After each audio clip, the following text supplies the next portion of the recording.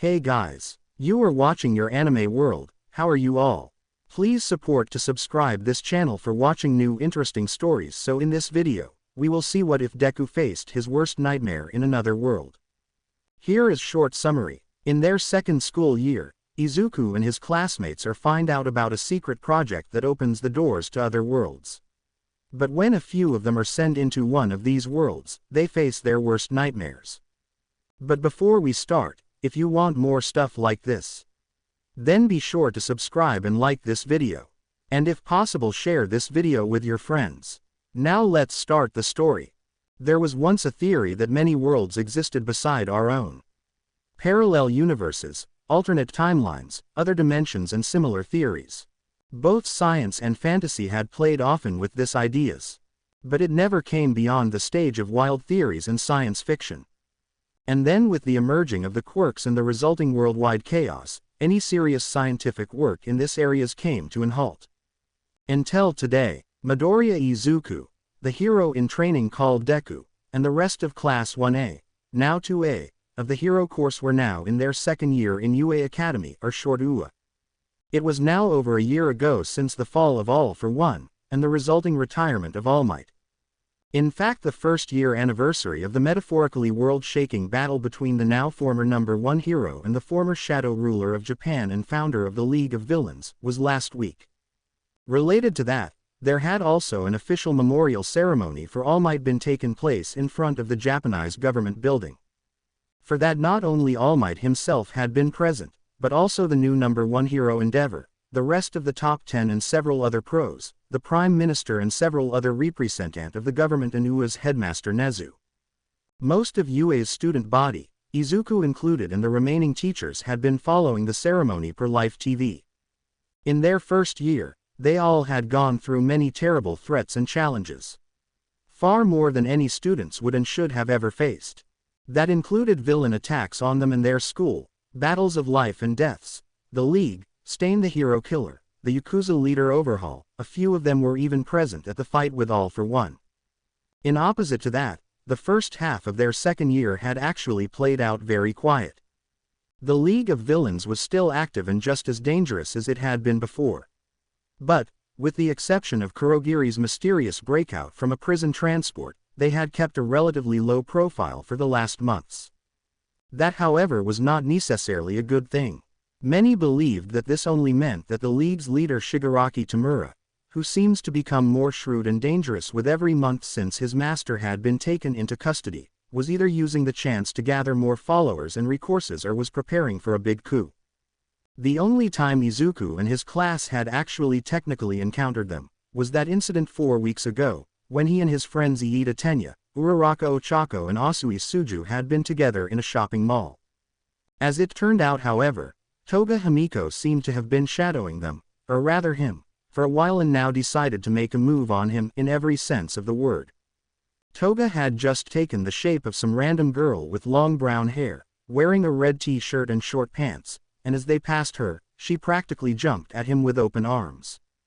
"Izuku-kun," she called out happily as she threw her hands around him, while tackling him to the ground. He was just lying there and his three friends just standing with open mouths, too surprised to activate their quirks or even react to the situation for a moment. What are you?" Izuku could only cry out in confusion.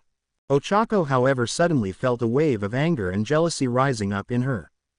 "Hey, what do you think she started." It was only as the "unknown" girl sitting top of their friend, who was just busy embracing and straddling him, suddenly pulled out a knife from her pocket and stabbed him in the shoulder, that they all realized how serious the situation was.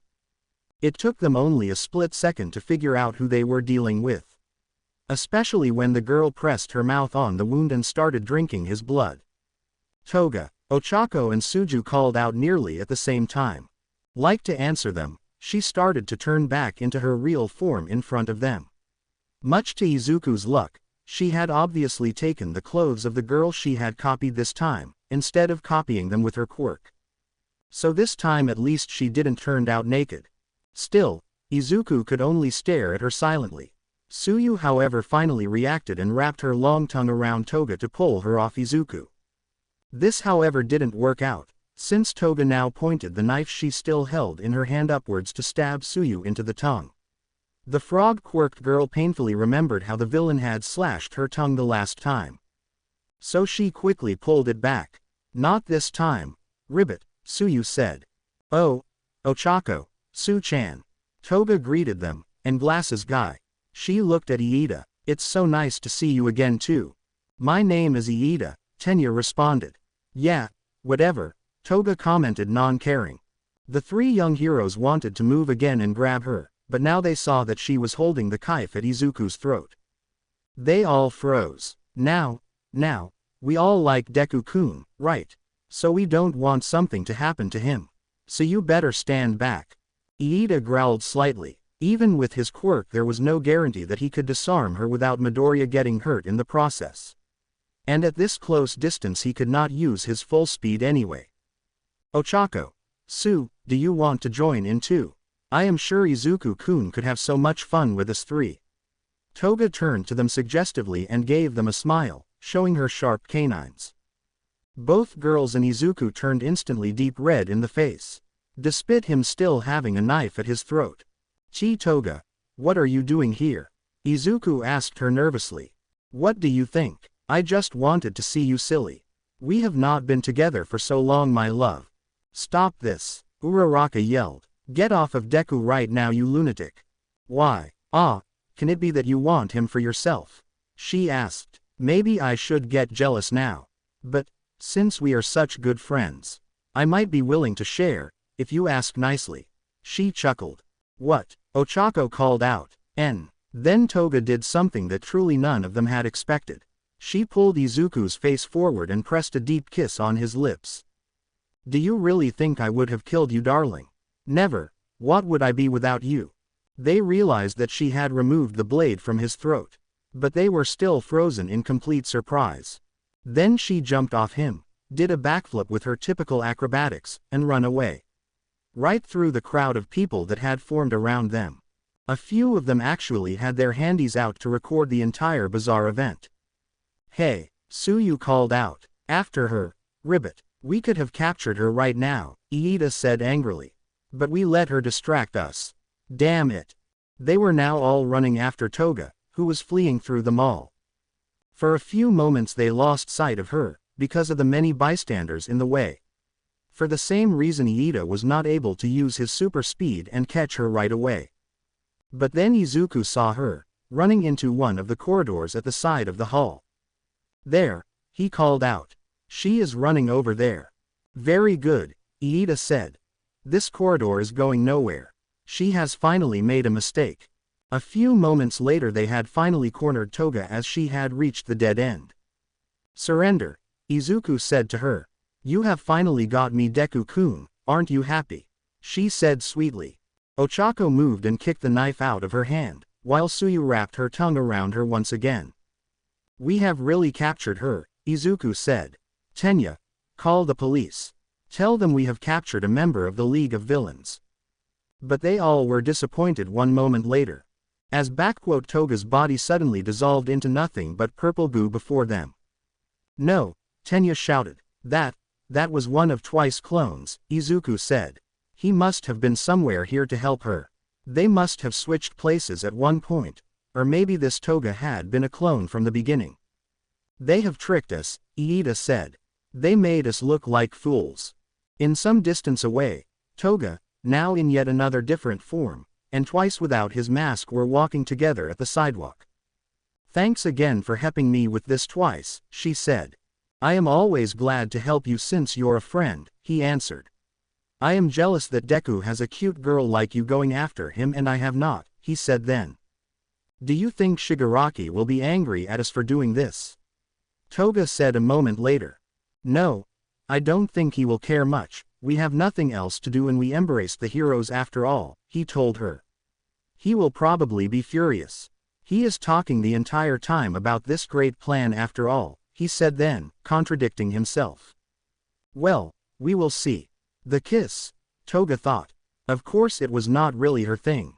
Her main reason for kissing him, she admitted, was simply to catch Deku-kun and his friends off guard. She preferred drinking someone's blood.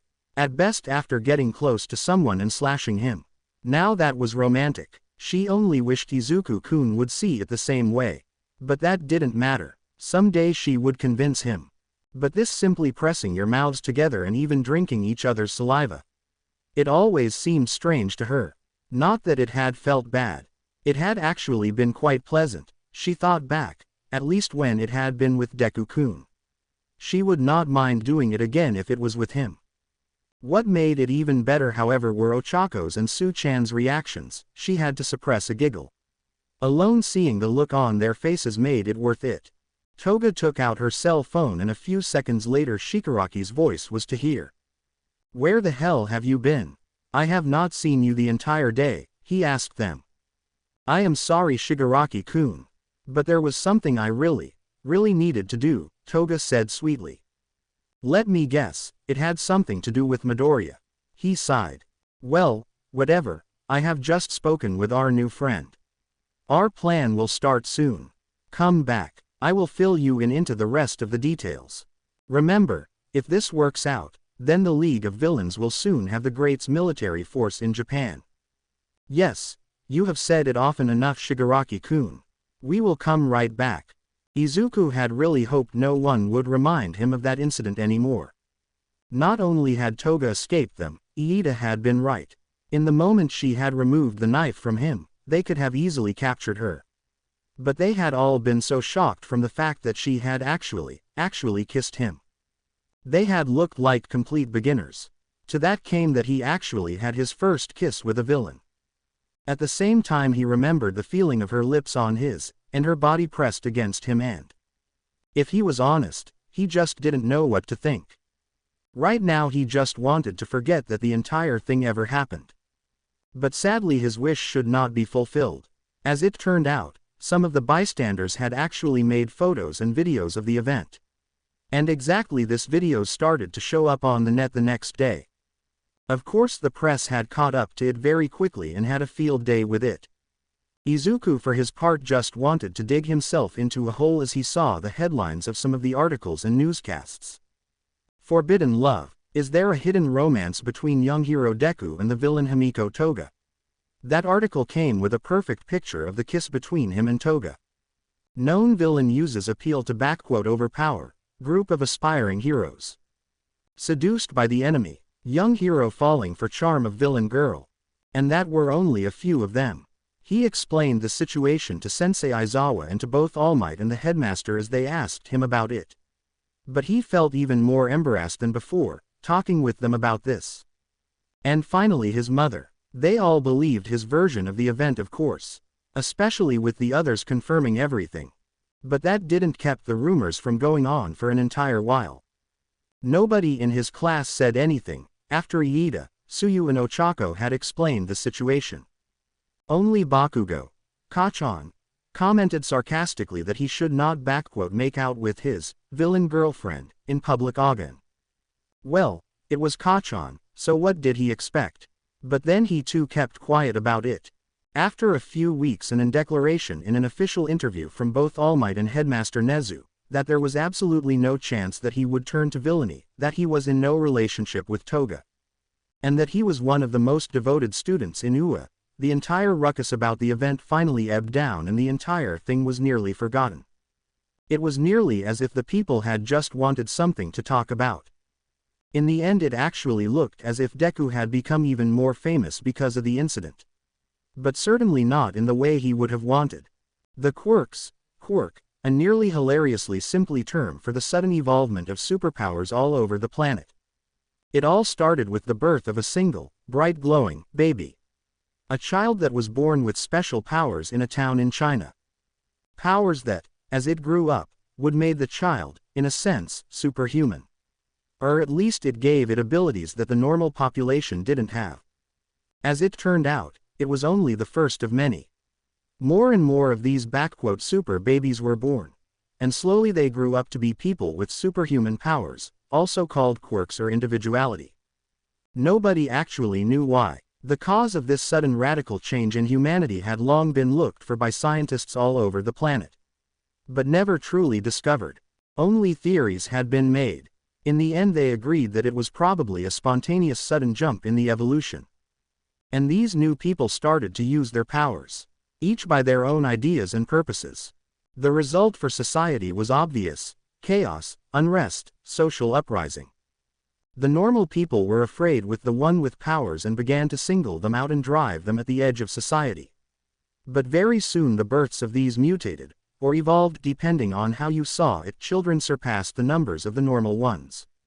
On the other side, however, some, if not many, of the "powered" people used their gifts to commit crimes, cause random destruction, and even founded criminal organizations based around their quirks. So in some cases maybe the fear of the normal people was justified. Wars, social uprisings, terror, that were the consequences of this sudden change. Gangs and crime syndicates were running entire regions. Police forces were helpless. Laws, social rules, and even governments became meaningless. Quite ironically, it was a figure that so far mostly came out of comics and TV, that finally brought the chaos under control: superheroes. Just like some, who were soon generally known as villains, used their powers to run amok, other quirked individuals got active to stop them. After only a short time, they were officially recognized by the government, and the occupation "hero" became an actual job. But that was already a long time ago. Now, after several generations, over 80% of the worldwide population possessed quirks. Heroes were by now part of the daily life. They were the most prominent and famous profession on the planet. In many ways they were just as much superstars as enforcers of law and order. The entire human race, and even what it even meant to be human in the first place, had been completely turned upside down. Was it simply a sudden jump in evolution? The progress to the next level of the human race? Sometimes, of course, however, some people ask themselves how the history of the world had turned out if the phenomenon of the quirk had not appeared. What would have been? What if? One thing, however, was taken as fact by practically all scientists and historians. Without the quirks and the resulting social and political chaos, humanity would already have reached a much higher technological level. Some believed without the humans would have already reached the stars. So the question could be asked: were the quirks ultimately a blessing or a curse? The present, in the area of Kyoto, Japan. Right now Izuku and the rest of his class, including their teacher Aizawa Shota, aka the underground hero Eraserhead, were standing assembled in front of a large building in the outer areas of the town. They were, however, not the only ones. Also present were the second class A of the hero course, Class B and their teacher Vlad King, the support class with their teacher Powerloader, and also the business and general education classes. So the entire second year of UA. All in all, well over 100 students. The third year had actually already made the same visit the week before, and now it was their turn. They were all here as a very special assignment that their school had been invited to a few weeks ago. The building they were standing in front of was the headquarters of the Japanese branch of the multinational super company HCP, Hero and Citizen Products. It was internationally one of the greatest producers of computer, transport and hero support technology. The man who had invited them all here was nobody else than the boss and owner of the entire company. They were here for a visit and in tour thought the building a demonstration of the company's entire working processes. But there were not only students present.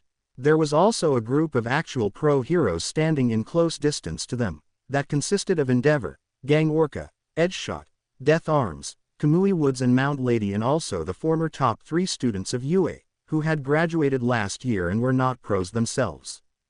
They and the Class A students, in first line Izuku, Ochako and Suyu, had already exchanged a heartfelt greeting as they saw each other. "It is really nice to see you here, Midoriya," Mirio Tagata, one of the big 3, greeted him. "Thanks, I am glad to see you too, Mirio," Izuku said. Before they could say anything else, however, they were being interrupted by the people who were just coming out of the building. In the center of the group was an about 30-year-old man wearing a suit. Beside him was a woman in a business dress and around them 2 lines of armed guards, a few of them having obvious mutant quirks. "Welcome," the man said to them. "It is a great pleasure for me to greet you all here, both the present and the future of the hero world," he announced. Current hideout of the League of Villains. Most of the current members of the League, under them the recently returned Kurogiri, Dabi, Toga and twice, Mr. Compress, Spinner and several other. Most of the last one's new members are simply hired help. We are all ready, Kurogiri informed Shigaraki. The leader of the League was standing in front of the crowd. In his typical villain outfit with multiple hands attached to different parts of his body. The most important one covering his face. Good, you all know the plan, Shigaraki Tamura said. Our ally has given us the exact details of the company building and also the entrance codes. Toga, do you have taken the blood? He asked her. Of course, she replied. Good, the plan cannot go wrong, Shigaraki declared. HCP Building. I am Bob Jones, CEO and owner of HCP International, he introduced himself. As some of you might know, our company is not as prominent in Japan as it is for example in the USA or Europe.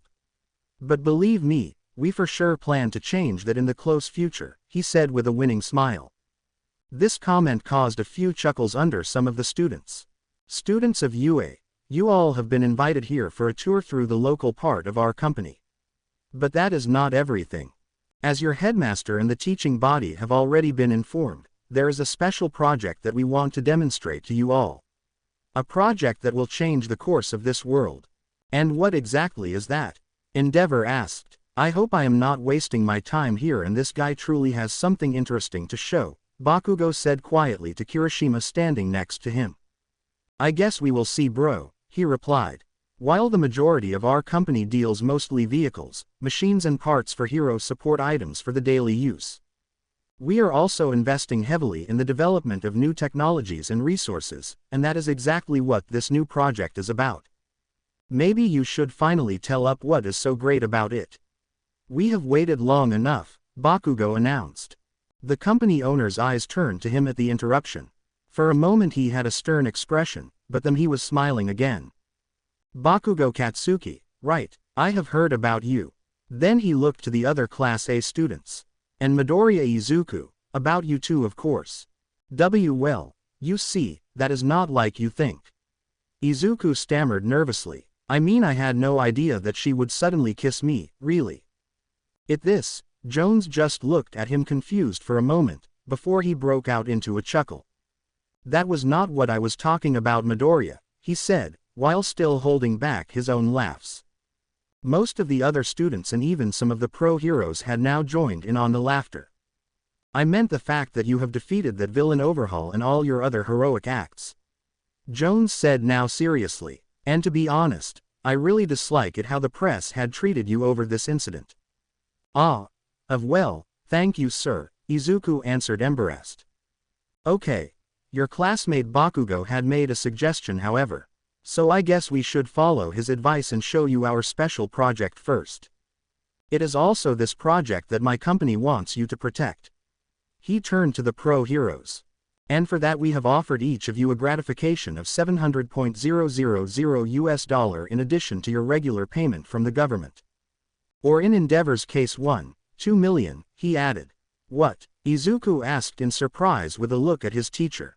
What in the world did they want to protect what they gave pro heroes, who were already paid by the government, millions of extra payment for? What was going on here?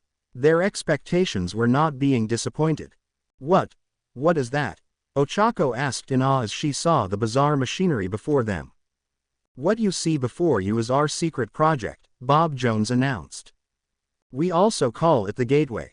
It will not only allow access to unlimited sources of energy, it will also give the world completely new possibilities regarding transport, travel and trade. What we are doing here is nothing else than opening the gate to another dimension. Even Bakugo was speechless at this announcement. We have been able to access the space between the dimensions, we also call it hyperspace, and after our first experiments we believe we able to use to directly draw energy from other dimensions. An infinite source. And if our other theories will turn out correct, we will be able to move men and objects through space without any loss of time, to other countries, or even other planets, without the need of a teleportation quirk, and with greater range and able to move more people than any quirk user could ever hope. They all had just listened to Mr. Jones' more than a bit fantastic explanation. Well, Bakugo finally said. Excuse me, Aizawa spoke up. I have one question. Of course, Jones replied. I understand that you want to protect this project. But, you are paying millions to pro heroes, who have the duty to protect you anyway. Do you have specific reason to fear a villain attack? Jones sighed barely visibly at the question. Only for a moment. Then he seemed to have caught himself again. Very well, I wanted to show you anyway. You are right, I will show you now the reason I have hired you. He was looking around. Maybe your 2 hero classes should watch it as well, since they are already here. There is always a chance that something could happen while they are still here after all. Aizawa sighed. I guess it is not a bad idea. A hero must be aware of the situation he is in after all, he said. A few minutes later they all were sitting together inside a large conference room. There was a large TV set standing in the center of the room, with 2 lines of table positioned around it. The actual pro heroes with Endeavor in the center were sitting in the first line, closest to the screen. Izuku and the other students were in the second. With Ochako, Bakugo and Kirishima were sitting to his right and Tsuyu, Iida, who was also president of Class A, and Endeavor's son Shoto left from him. With Kendo Itsuka, the president of Class B, close by.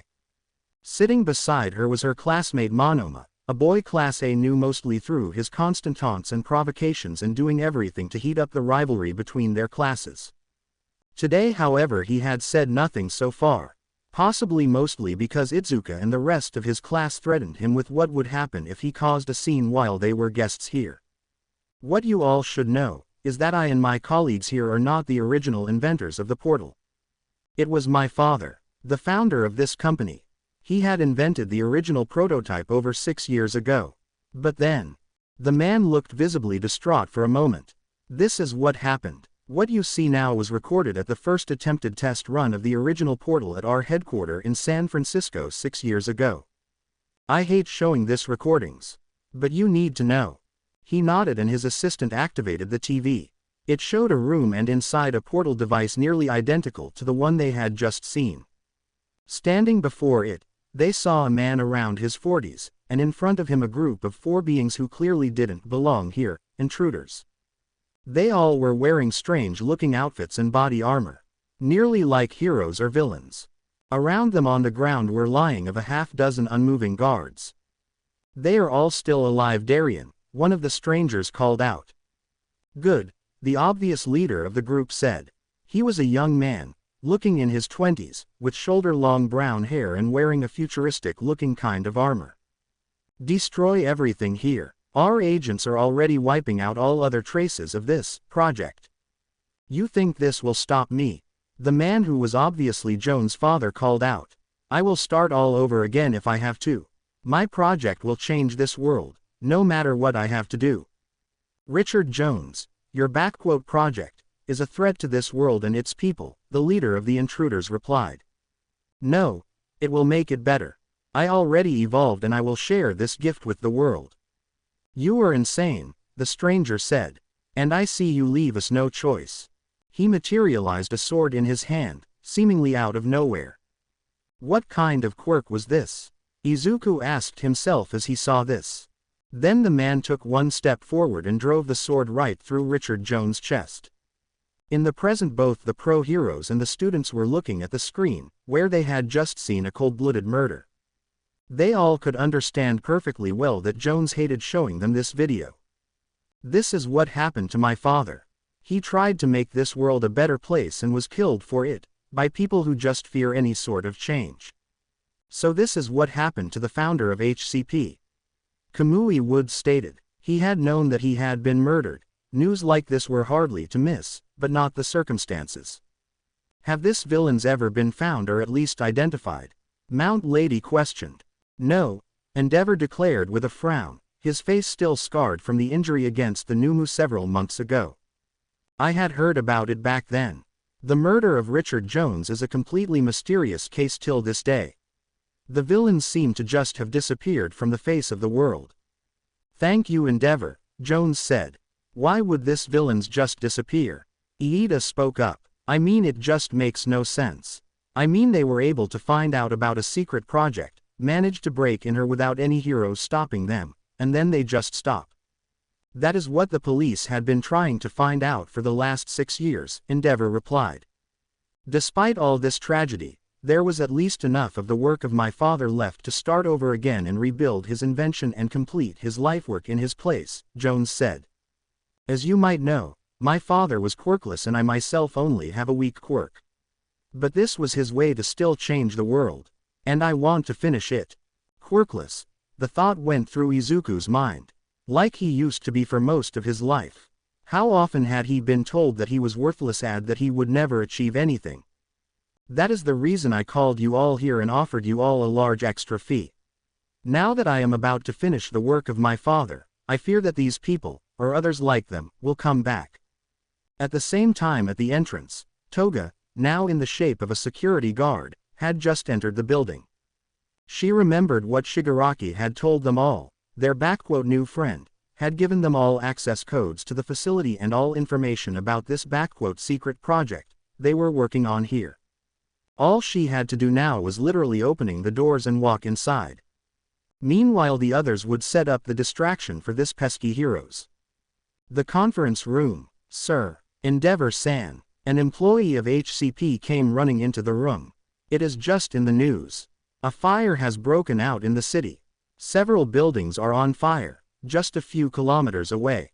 The pro-heroes on the table all exchanged a look, the teachers included. It seems we are needed, Edgeshot said. This could just be a distraction to get to my company, Jones reminded them. Of course it could be, Endeavor replied, but as heroes we have the duty to protect the people. Some of the others in the room, in first line his son Shoto, knew how ironic these words were from him. For years he had only cared about being number one and had even used his own wife and children as tools for that end. But I think we are lucky. The students can help out here after all, right Eraserhead, Vlad King. He turned to the two teachers. They can, Eraserhead, Aizawa, answered. Okay. You all will be assisting in the rescue operation, Vlad King announced. A few of the pro-heroes will go with them too. But most of us will stay here and guard this facility, Best Jeanist declared. I will guard the device itself, Endeavor said. Don't worry Mr. Jones, we will make sure nothing happens to it. Damn it, I would have rather stayed here, Bakugo hissed. Rescue operations were never really my thing. Then stay, Endeavor said.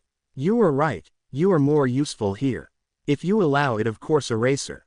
Aizawa just shrugged. He has a point Bakugo, he said. You were always better in fighting than in Rikyu. Okay, stay here, but don't leave the sight of the pros. Now to the rest of you, get moving. The others are already on their way. He turned to Izuku, Ochako, Tsuyu, Momo Yaoyorozu and Najire, one of the former big three students of UA, and one sometimes a bit airheaded seeming girl who had been watching the exchange. Iida with his speed, just like most of the others in all of Class B, had already left. As Izuku and the others were running across the corridors a few minutes later, they were coming across a number of security guards. As they run past one of them however, he noticed that the guard was staring at him in what looked like surprise. Why would a guard be surprised about seeing a group of UA students? For sure they had been informed of their visit. Suddenly a thought came to him. Aizawa-sensei, can you please wait a moment, he called out. There is something.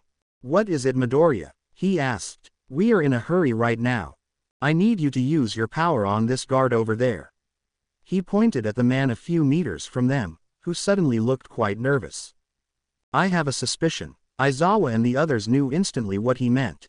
Like his name suggested, Eraserhead was able to suppress the quirks of other by looking at them. The guard changed back into her true form. Toga, Momo said. A moment later they had the villain surrounded and the other guards had pointed their guns at her. Very good instincts Midoriya, Aizawa commented. This time you cannot escape, Ochako said to her. Hey Ochako, Sue, Izuku-kun, have you seen the news about us?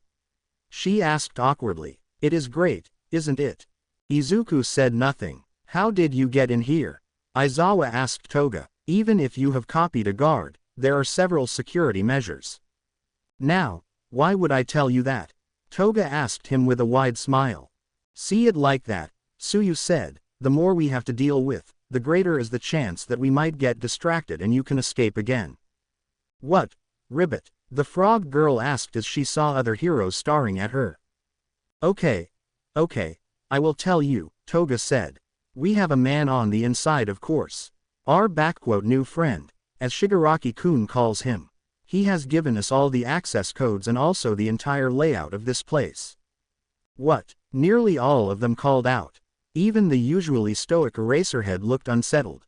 Check the security system, he said to the guards. Oh, you don't need to worry. I have already deactivated it a few minutes ago, Toga stated. And I have cut a few cables, so don't think about just shutting it on again. Damn it, Aizawa hissed. If the security is down and if they truly know the entire complex, then nothing keeps Kurogiri from just teleporting them in, Ochako said, ending his thoughts.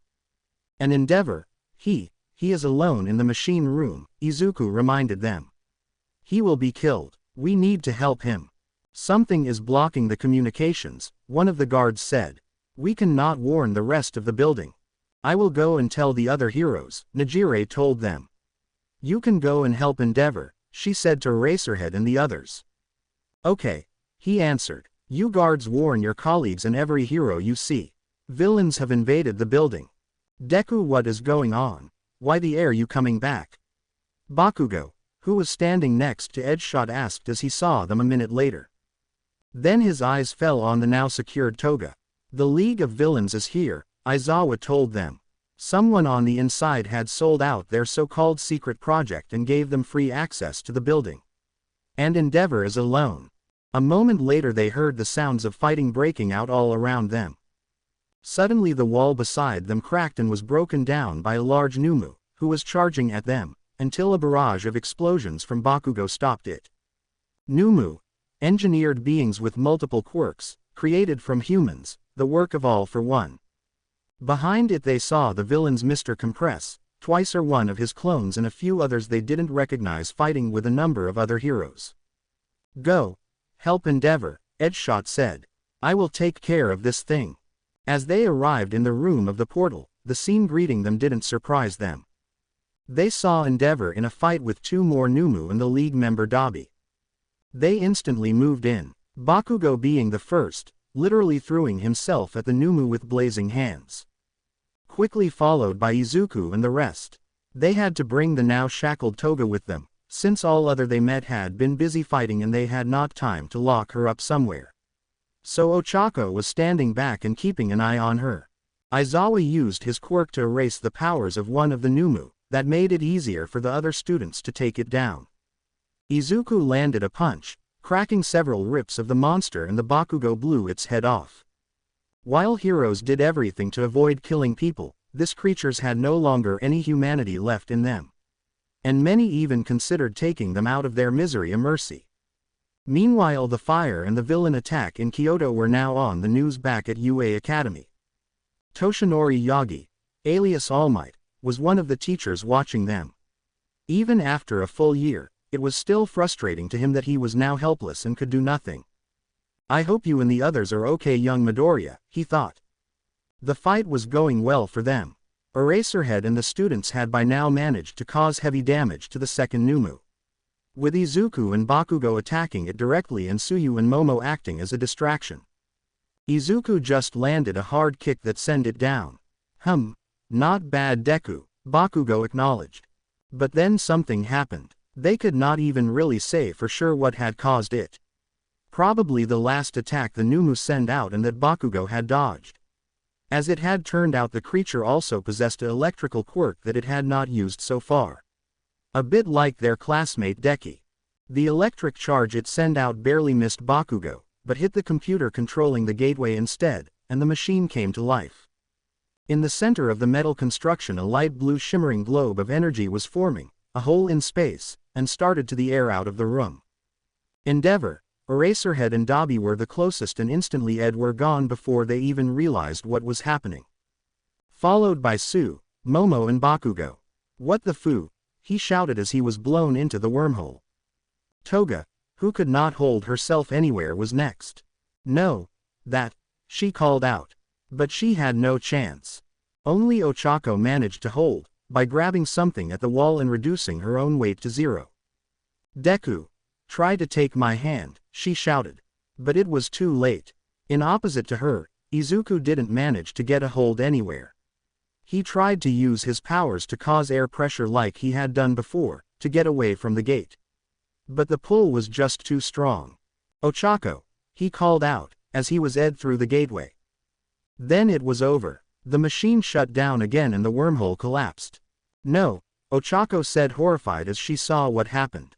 They were all gone. As they backed to their senses a short time later, they looked around to find out where they were. What Izuku saw shocked him completely. This here was clearly the same town district. He could make out the same streets and even some of the same buildings he had seen as they came here. But at the same time it was different. The entire district looked somehow changed from what they remembered, more run down, older. Some of the buildings he remembered were not longer there and replaced by others. The greatest difference, however, was, the entire HCP facility was not longer there. Where are we? Suyu asked. They had all come back to their feet now, including the two villains under them. You are under arrest, Dabi, Endeavor said to him. Don't try to flee. You are actually serious, aren't you? Endeavor, he asked. Have you taken a look around here? Do you remember what this gateway is? There is to telling where we have landed and we have no way back. Endeavor grimaced. That might be, but we are still heroes and until we know otherwise, it is our duty to stop you, Eraserhead stated. So give up, Leatherface. You have no chance. Bakugo grinned. I guess that leave me no choice, Dabi said. He moved his arms forwards, in a gesture as if he wanted to surrender. But then he moved his hand to raise a wall of fire between them instead. Run, he yelled to Toga, who only gave a short nod and followed him. After them, Endeavor called out. They were following the two fleeing villains, but only for a short time. As soon as they had crossed the second street corner, they found both of them standing still and staring with open mouths at something before them. So much, they heard Toga whisper in awe. So much blood, but even her usual bloodlust seemed to be mixed with shock. As they followed their gaze, they froze as well. Hanging from both sides of the street were the dead bodies of dozens of people. Some had been impaled on long wooden pikes. Others were nailed on makeshift crosses and their bodies cut open. And blood was flowing everywhere down onto the street. Who would do something like that? Izuku stammered. I don't know, Suyu whispered. I think I am getting sick. Even Bakugo, Aizawa and Endeavor were white like sheets. What kind of sick bastards have done this? Bakugo whispered. In some distance they noticed one of these large screens that were mounted at the side of buildings and normally showed hero advertising or something like that. But this showed right now something completely different. Next to the face of a young female newscaster, were glimpses of a battlefield. In the center of the scene was a dark figure in some kind of black robe, who was fighting with something, a bizarre thing, a monster. It was an abomination like out of their worst nightmares. All they could make out were long gray tentacles and a monstrous wide maw with long pointed teeth raging out of it and a pair of deep yellow eyes, in a grotesque large and thick body with deathly gray skin and carried by giant crude legs. In the background they could make out the leveled and burned out remains of a city. They realized with some horror that it was Paris, as they saw the crushed remains of the Eiffel Tower. Do you still want to arrest us, F.A.? Endeavor, Dabi asked. It is now 9 years since the first invasion of the Nameless Ones, they heard the news announcer saying. Just where had they landed? They all asked themselves. Do you still want to arrest us, F.A.? Endeavor, Dabi asked. The words from Dabi were going through Endeavor's, aka Enji Todoroki's, mind. He tried to push his personal feelings on the matter down. On a technical level he knew the villain was right. They were trapped at an unknown place with no real way to get back. And going by the corpses hanging from the walls and the news about an apocalyptic battle, there was clearly something hostile here. On the other side there was no way they could trust them. Despite that, or maybe exactly because of what he knew about Dabi. They saw the TV broadcast continue. In the 8 years and 9 months, Since the First Battle of Europe had halted the advance of the Nameless Ones over our planet and the reign of our dark saviors had began, we had to make many sacrifices, the female announcer said. But we have also grown. Under the guidance of our new masters, we have finally realized the mistakes and failures of the past and started to leave them behind. Our complete dependence on imperfect quirks and so-called heroes, who in the end failed to protect us and didn't make a difference. What is she talking about, Ribbit? Suyu asked. I don't cow, Momo said. But I have a bad feeling. So-called heroes, Endeavor repeated irritated. The ever-present weakness in the population. The missing of any real technological and scientific progress. The lack of initiative and the naive belief that "heroes will save us from any danger."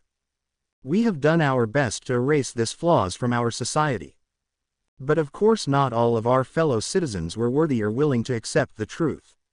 We are still fighting to eradicate these elements that are still clinging to an overcome way of thinking. Despite that, we are stepping forward into the future under our new regime and under the guidance of our masters. All hail the Supreme Ruler, all hail our young Gouverneur and his enforcers. And all hail the Dark Order. Their eyes fell on the current date, displayed at the bottom of the screen. At bit over 2 years in the future. But they had said all this here had started over 9 years ago. So wherever they were, it was obviously not their own future. What the is going on here? Bakugo asked, stunned from what he had just seen and heard. That is a good question, Aizawa Eraserhead stated. But it seems heroes are not all too popular here. So we should better hide our uniforms. If I guessed, I would say this world had faced some kind of invasion. Probably from these monstrous creatures we have just seen, and our hero counterparts here had failed to stop them. But these masters, whoever they are, had managed to, and then they have taken over. You mean someone has taken advantage of the situation and toppled the government, Endeavor commented. Yes, that was my impression too. The two captured villains Dabi and Toga exchanged a short look at their conversation. Invasion? Izuku asked. You mean like, from space?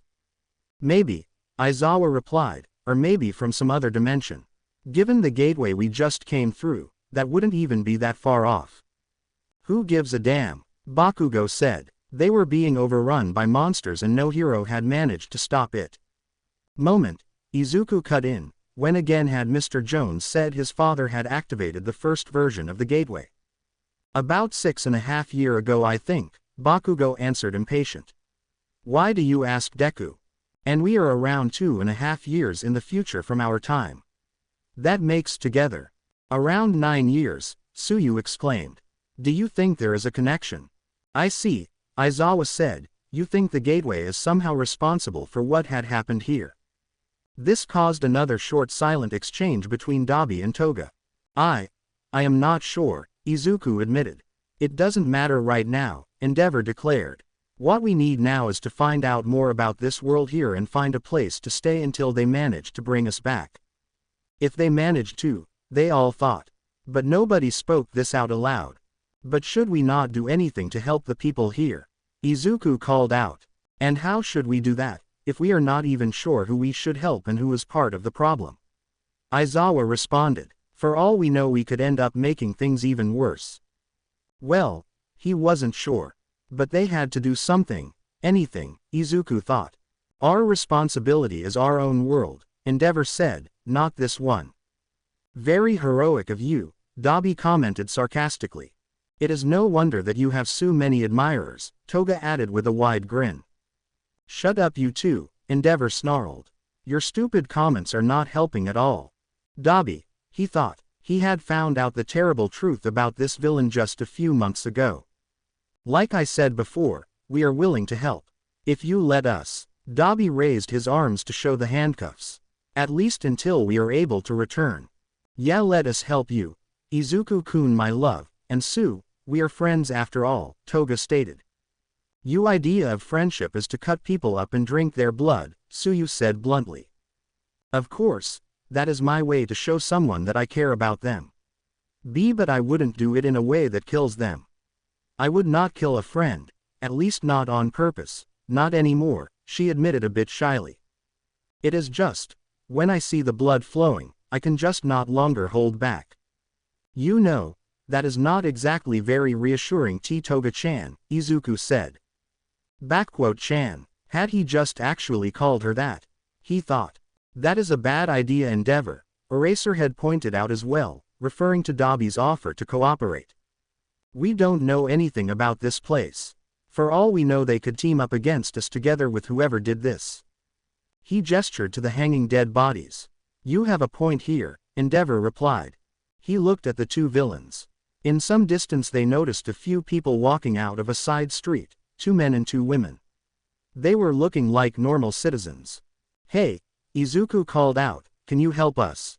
Please tell us who had done this. But the people were just staring at them distrustfully and then turned back into the alley they came from. Hey, Izuku shouted. Assholes, Bakugo growled. They nearly act as if we are the enemy here. Who knows? Maybe we are, Suyu commented. For all we know, we might all be villains in this world. Su-chan. Please don't talk like this, Momo said. Our entire situation is bad enough as it is. Sorry, she replied. Eraserhead turned to Momo. Yaoyorozi, he said, if you please use your quirk to make us some coats and a few shoes. Something that draws less attention. Of course, she replied.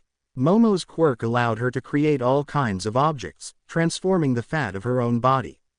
Like for example now a few sets of coats for all of them, that they used to hide their hero uniforms. Then let us go, Endeavor said a few minutes later as they had dressed up and hidden their hero outfits. We were standing around her far too long, he said with a side glance at the hanging corpses. They continued their way through the town. Suyu was going a short distance ahead of them, using her camouflage ability to scout the area and look out for possible threats. But not that far away that they would be able to interfere if she got into any actual danger. Because of that, she was also the only one of them still in her full outfit. At first they were trying to find the local town library, but as they had finally found it, they saw that it had been closed and everything removed. Izuku had suggested finding a computer somewhere and searching the internet for information. But Aizawa pointed out that all public internet access points might be monitored. And, since these people were obviously living under some kind of dictatorship, this might especially be true if someone was looking for information regarding the rise of the regime. Their best solution right now was also the most easy one: finding someone who was willing to talk and question them for information. After another half hour, they finally found someone. It was a group of armed men, in some kind of military uniforms and body armor. Right behind them was an armored vehicle they had obviously been using. Okay, this would not have necessarily been a calming picture, had it not been for the presence of the person in front of the men. They all recognized her easily. Izuku felt his mood brighten up, at least for the moment. Finally they had found a familiar face.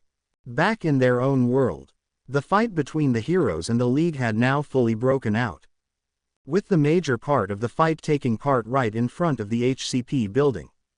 The hero students had arrived at the line of houses that were on fire a few minutes earlier. The work of Dabi most likely. Police and firefighters had already arrived to help the citizens who had not managed to leave the building yet. Just like a few of the local heroes. Iida Tenya and Kendo Itsuka were starting to direct their 2 classes in their aid of the rescue attempts. They all froze however for a moment, as they saw the forms of Shigaraki and Kurogiri standing on top of one of the buildings. The League was responsible for this, and this fire was probably only a distraction. Then they only saw how Kurogiri transported them both away. Kurogiri. Tenya remembered how they all heard the news of his escape. It had been on a prisoner transfer to Tartaros. The vehicle had been found at the side of the street. The pro-hero overviewing the transport had been found close by, burned to death and with a knife wound in his side. His sidekick stabbed in the heart from a short distance. 2 of the group of police guards had also been burned and 2 others had their necks broken. Another had his face disintegrated. The body of the last guard had been missing, until it was found a few days later in a river several miles from his home. The killers had obviously been Dabi, Toga and Shigaraki, and another member of the League or maybe Inomo. As the police had reconstructed the incident, Toga must have impersonated the missing guard and used his appearance to get close to and stab both the hero and his sidekick, after they had been confronted by Shigaraki, Dabi and the third person who were waiting for them on the street. But that meant they must have known the time and the exact route of the transport. The question was, how? Right now they had to concentrate on the matter at hand. They had to help. They have disappeared, Itsuka said to him. Do you think too that this is a distraction? I do, he replied. But that is the job of the pros. We have to trust them. Ours is to save as many people as possible. They coordinated their efforts with the firefighters and police forces present who were already helping.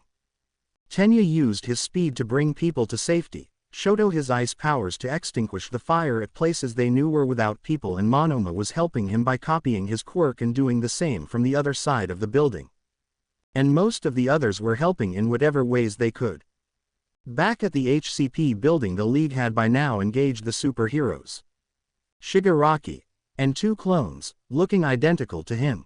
Kurogiri, Mr. Compress, Spinner, and currently a dozen copies of Twice. Were facing Edgeshot, Gang Orca, Death Arms, Kamui Woods, Mount Lady, and several others. The plan was working out nearly perfectly, Shigaraki thought. Only that they had not heard from Dabi or Toga yet. But he was sure they would soon. Things, however, turned out different from what he had expected. In this moment, Gang Orca was getting a message from inside the building. Orca, can you hear me? It was the hero Vlad King, who was also the teacher of UA's Hero Class 1B. Something terrible has happened. We just found Uraraka alone in the secret project's room. She is under shock, but she managed to tell us that Endeavor, Eraserhead, Midoriya, Bakugo, Asui, and Yaoyorozu have all disappeared, and also the villains Toga and Dabi. What? It comes even worse. She told us that the secret project had malfunctioned and somehow sent them all away.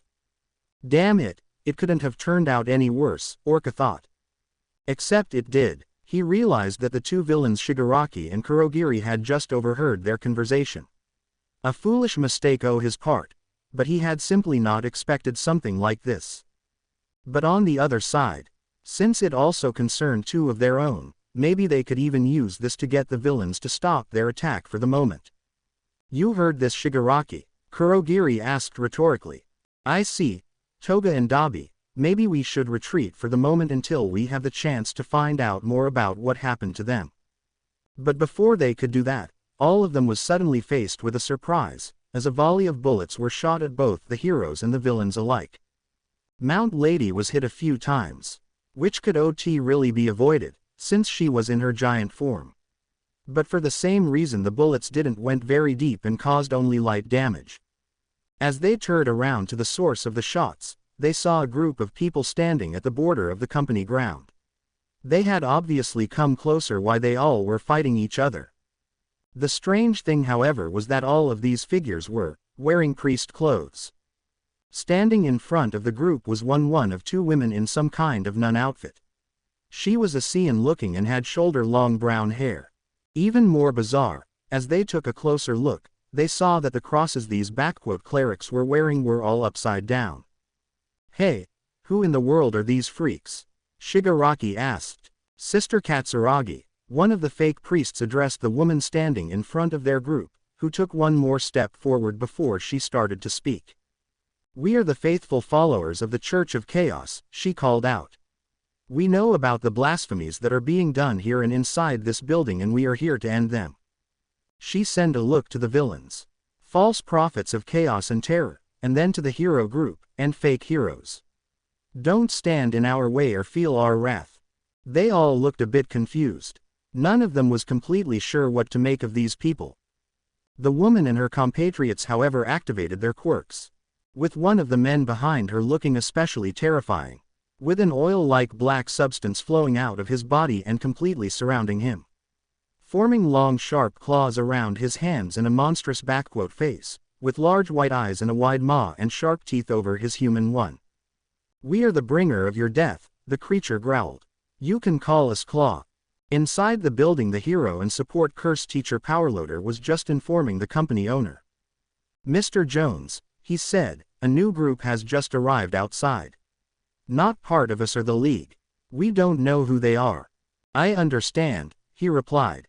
Then these are probably the people I originally wanted to protect my company against. Sir, it was not the League of Villains who attacked us the last time. It was not them who killed my father, he reminded him. The most important thing you have to do now is to protect the gateway. Remember, it is the only way to bring your colleagues and the children back after this accident. It didn't matter, he thought. All he needed was to open the gateway one more time, and then there would be nothing they can do. And now he had an entire army of heroes to defend it. It would all turn out right. The other world, there was no doubt, it was her, or at least this world's version of her. Ochako, Izuku called out. Nearly in the same moment he realized that this might not have been the wisest decision. Just like this entire world, it was pretty clear that this was not the same Uraraka they knew. She was wearing what looked like a darker colored version of her hero outfit from home. And she was a couple of years older, of course. The others had also decided to come closer.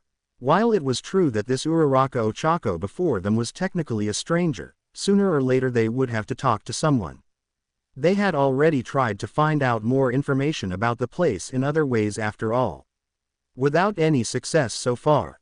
So actually talking to some of the natives was the best way left. And Uraraka was certainly not a worse choice than anyone else. At least they hoped so. Dekiru, she called out to greet him as she saw them. Dekiru, he just thought confused. He remembered this version of his hero name, of course. It meant so much as "you can do it." Akaku had told him it sounded just like Deku. What was originally an insult invented by Kachan. The form "Dekiru", however, had only been brought up a single time, at that day. Since then it had always been Deku. Still he looked at Ochako's face, right into her big brown eyes.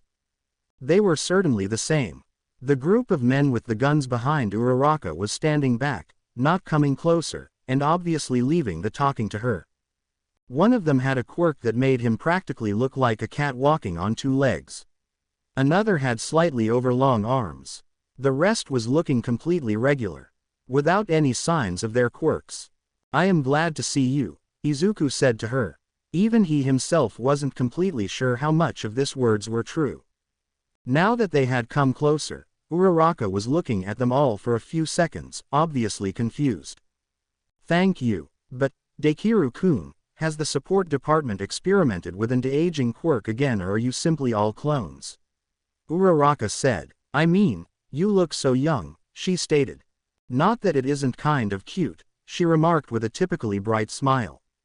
She seemed truly quite like the Uraraka they knew so far. No, it is really me. I mean I am not a clone, Izuku said nervously. He didn't want to lie to her, but he knew that it was probably better not to say the whole truth here. At least not right away. I get it, you were going out incognito. Why yes, he replied. Technically it was the truth, he thought. And you managed to catch Toga and another rebel, Uraraka said. Wow, but you have to admit this guy is really looking badass. With his face actually stitched to his head and so. Toga, a rebel. They all questioned. Her eyes drifted over the others. Hey, this guy looks exactly like that pathetic hero wannabe Bakugo Katsuki. She grinned. Don't tell me you had that idiot clone Dekiru. What? Bakugo gritted his teeth. He wanted to step forward to give that round-faced bitch a piece of his mind. But then she continued. I thought you still have his skull as a souvenir somewhere. Bakugo and Izuku both froze in their movements. She couldn't just have said what they thought she did, right? And that guy here looks a bit like the dead hero Endeavor, except for the scar, she commented. Endeavor, dead, they all took in this piece of information. It was not that much of a surprise with the state the world was obviously in. Enji Todoroki himself was doing his best to keep his features straight. Miss Uraraka, Aizawa addressed her carefully, it is just so, we have just found a number of dead people that were hung up at the street. He had his long hair in a ponytail and was wearing sunglasses that Momo had made for him. So even if there existed a Eraserhead here, the chance of him being recognized was low, unless she knew him personally. Oh, you have already seen it? Uraraka asked. She turned to Izuku. I know it was not really my job to do. But we have already brought out the sacrifices for this town. So I thought, why not finish them by myself? What? They all shouted inside their minds. Why you killed these people? Izuku stammered. Of course, I know it was not truly my duty right now. But I just wanted to show you that I can do this. Did you like it, Dekiru-kun? She asked sweetly. No. This could not be, Izuku told himself. This could not truly be Uraraka. This had to be Toga or some other villain in disguise or something. Toga, who was right over there. They all were staring at her in shock. Even Toga was looking at her with an open mouth. Uraraka took a step closer to their two captives. Hello, Himiko-chan. Nice to see you again, she greeted her. I like what you have done with your hair, by the way. It makes you look even more like a schoolgirl. Thanks. Now, what shall we do with you? You know, I truly don't want to kill you.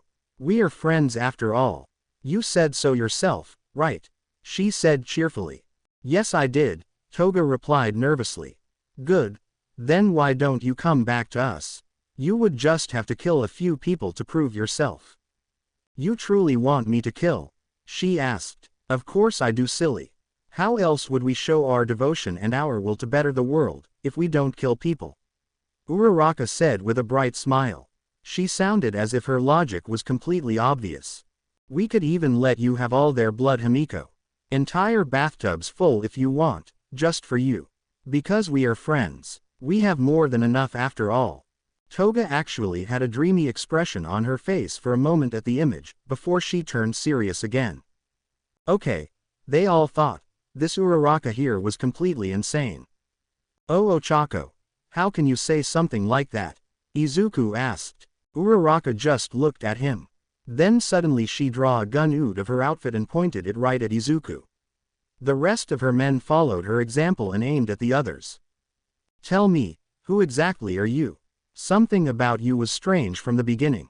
But now I am completely sure that you are not Dekiru, she told him. You won't believe me if I told you, he said. Why don't you let me the judge of that? She said. You know something, run-face bitch. Why don't you shut your trap? Bakugo exclaimed. Listening to your psycho drabble is driving me crazy.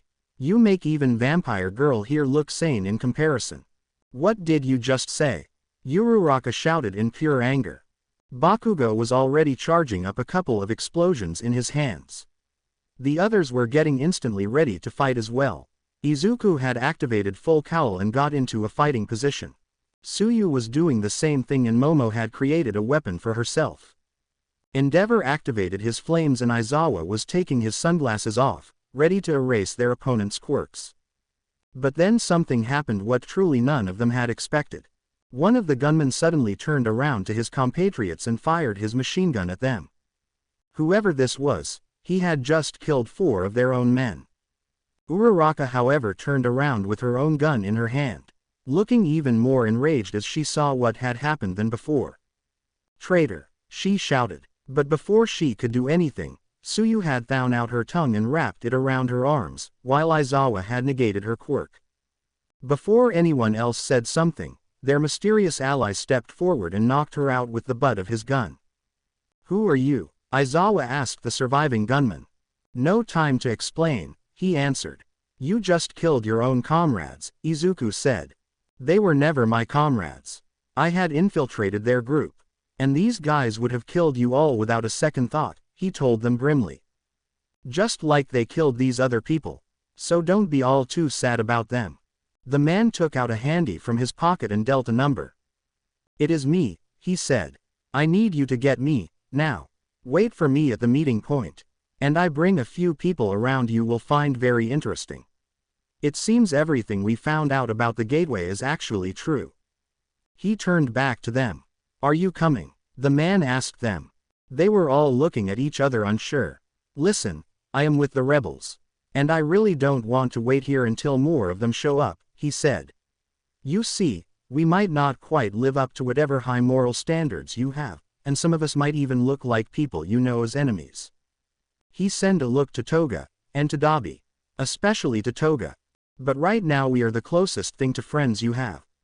So are you coming? Or shall I leave you on your own? Okay. Endeavor gave in. We are coming with you. What is your name anyway? Aizawa asked. You will find out very soon, the man replied. He was suddenly sounding a bit insecure, they realized. But for now we should get away from here quickly. They knew he had a point here. The man stepped closer to Toga and Dabi and went to remove their handcuffs. What are you doing? Endeavor asked sharply. In case you haven't noticed yet, we can need every man, he replied. And beside that, it is not a good idea to walk around here with shackled prisoners anyway. People could think you are government enforcers, he pointed to the unconscious alternate Uraraka, and be either scared as hell of you or attack you. So if you have a key to this cuffs, you better give them to me. They all remembered the people who had run away from them earlier. That explained a lot.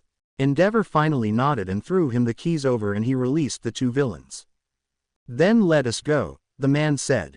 It are just a few kilometers. The man stared at Uraraka for a few seconds, but then decided to leave her behind. I can barely believe that I say that, but it is nice to see you, Izuku, their new friend said to him a few minutes later.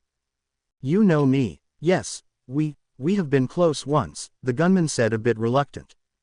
I'm sorry, but I have never seen you before in my life, Izuku replied. The man didn't respond. I knew Ochako as well.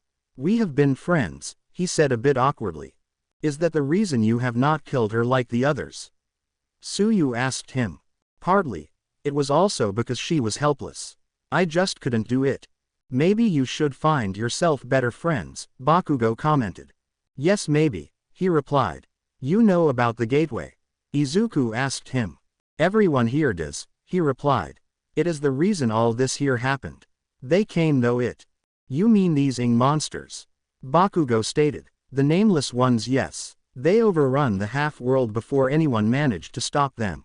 All Might died fighting them. They all were looking horrified at this statement. They had expected something like this. But to her it confirmed. And then they were quickly followed by the Dark Order, who took over the other half, the gunman continued. And it is all the fault of that bastard, he growled. Who do you mean? Momo asked. Who? The man who had opened the gate for them, Richard Jones, he answered. Richard Jones was just a company owner, Aizawa pointed out. His experiment might had terrible consequences, but he had not known. Yes, that is what he made everyone believe, the man interrupted him. He had everyone fooled, he and his wretched family. They had known, from the beginning.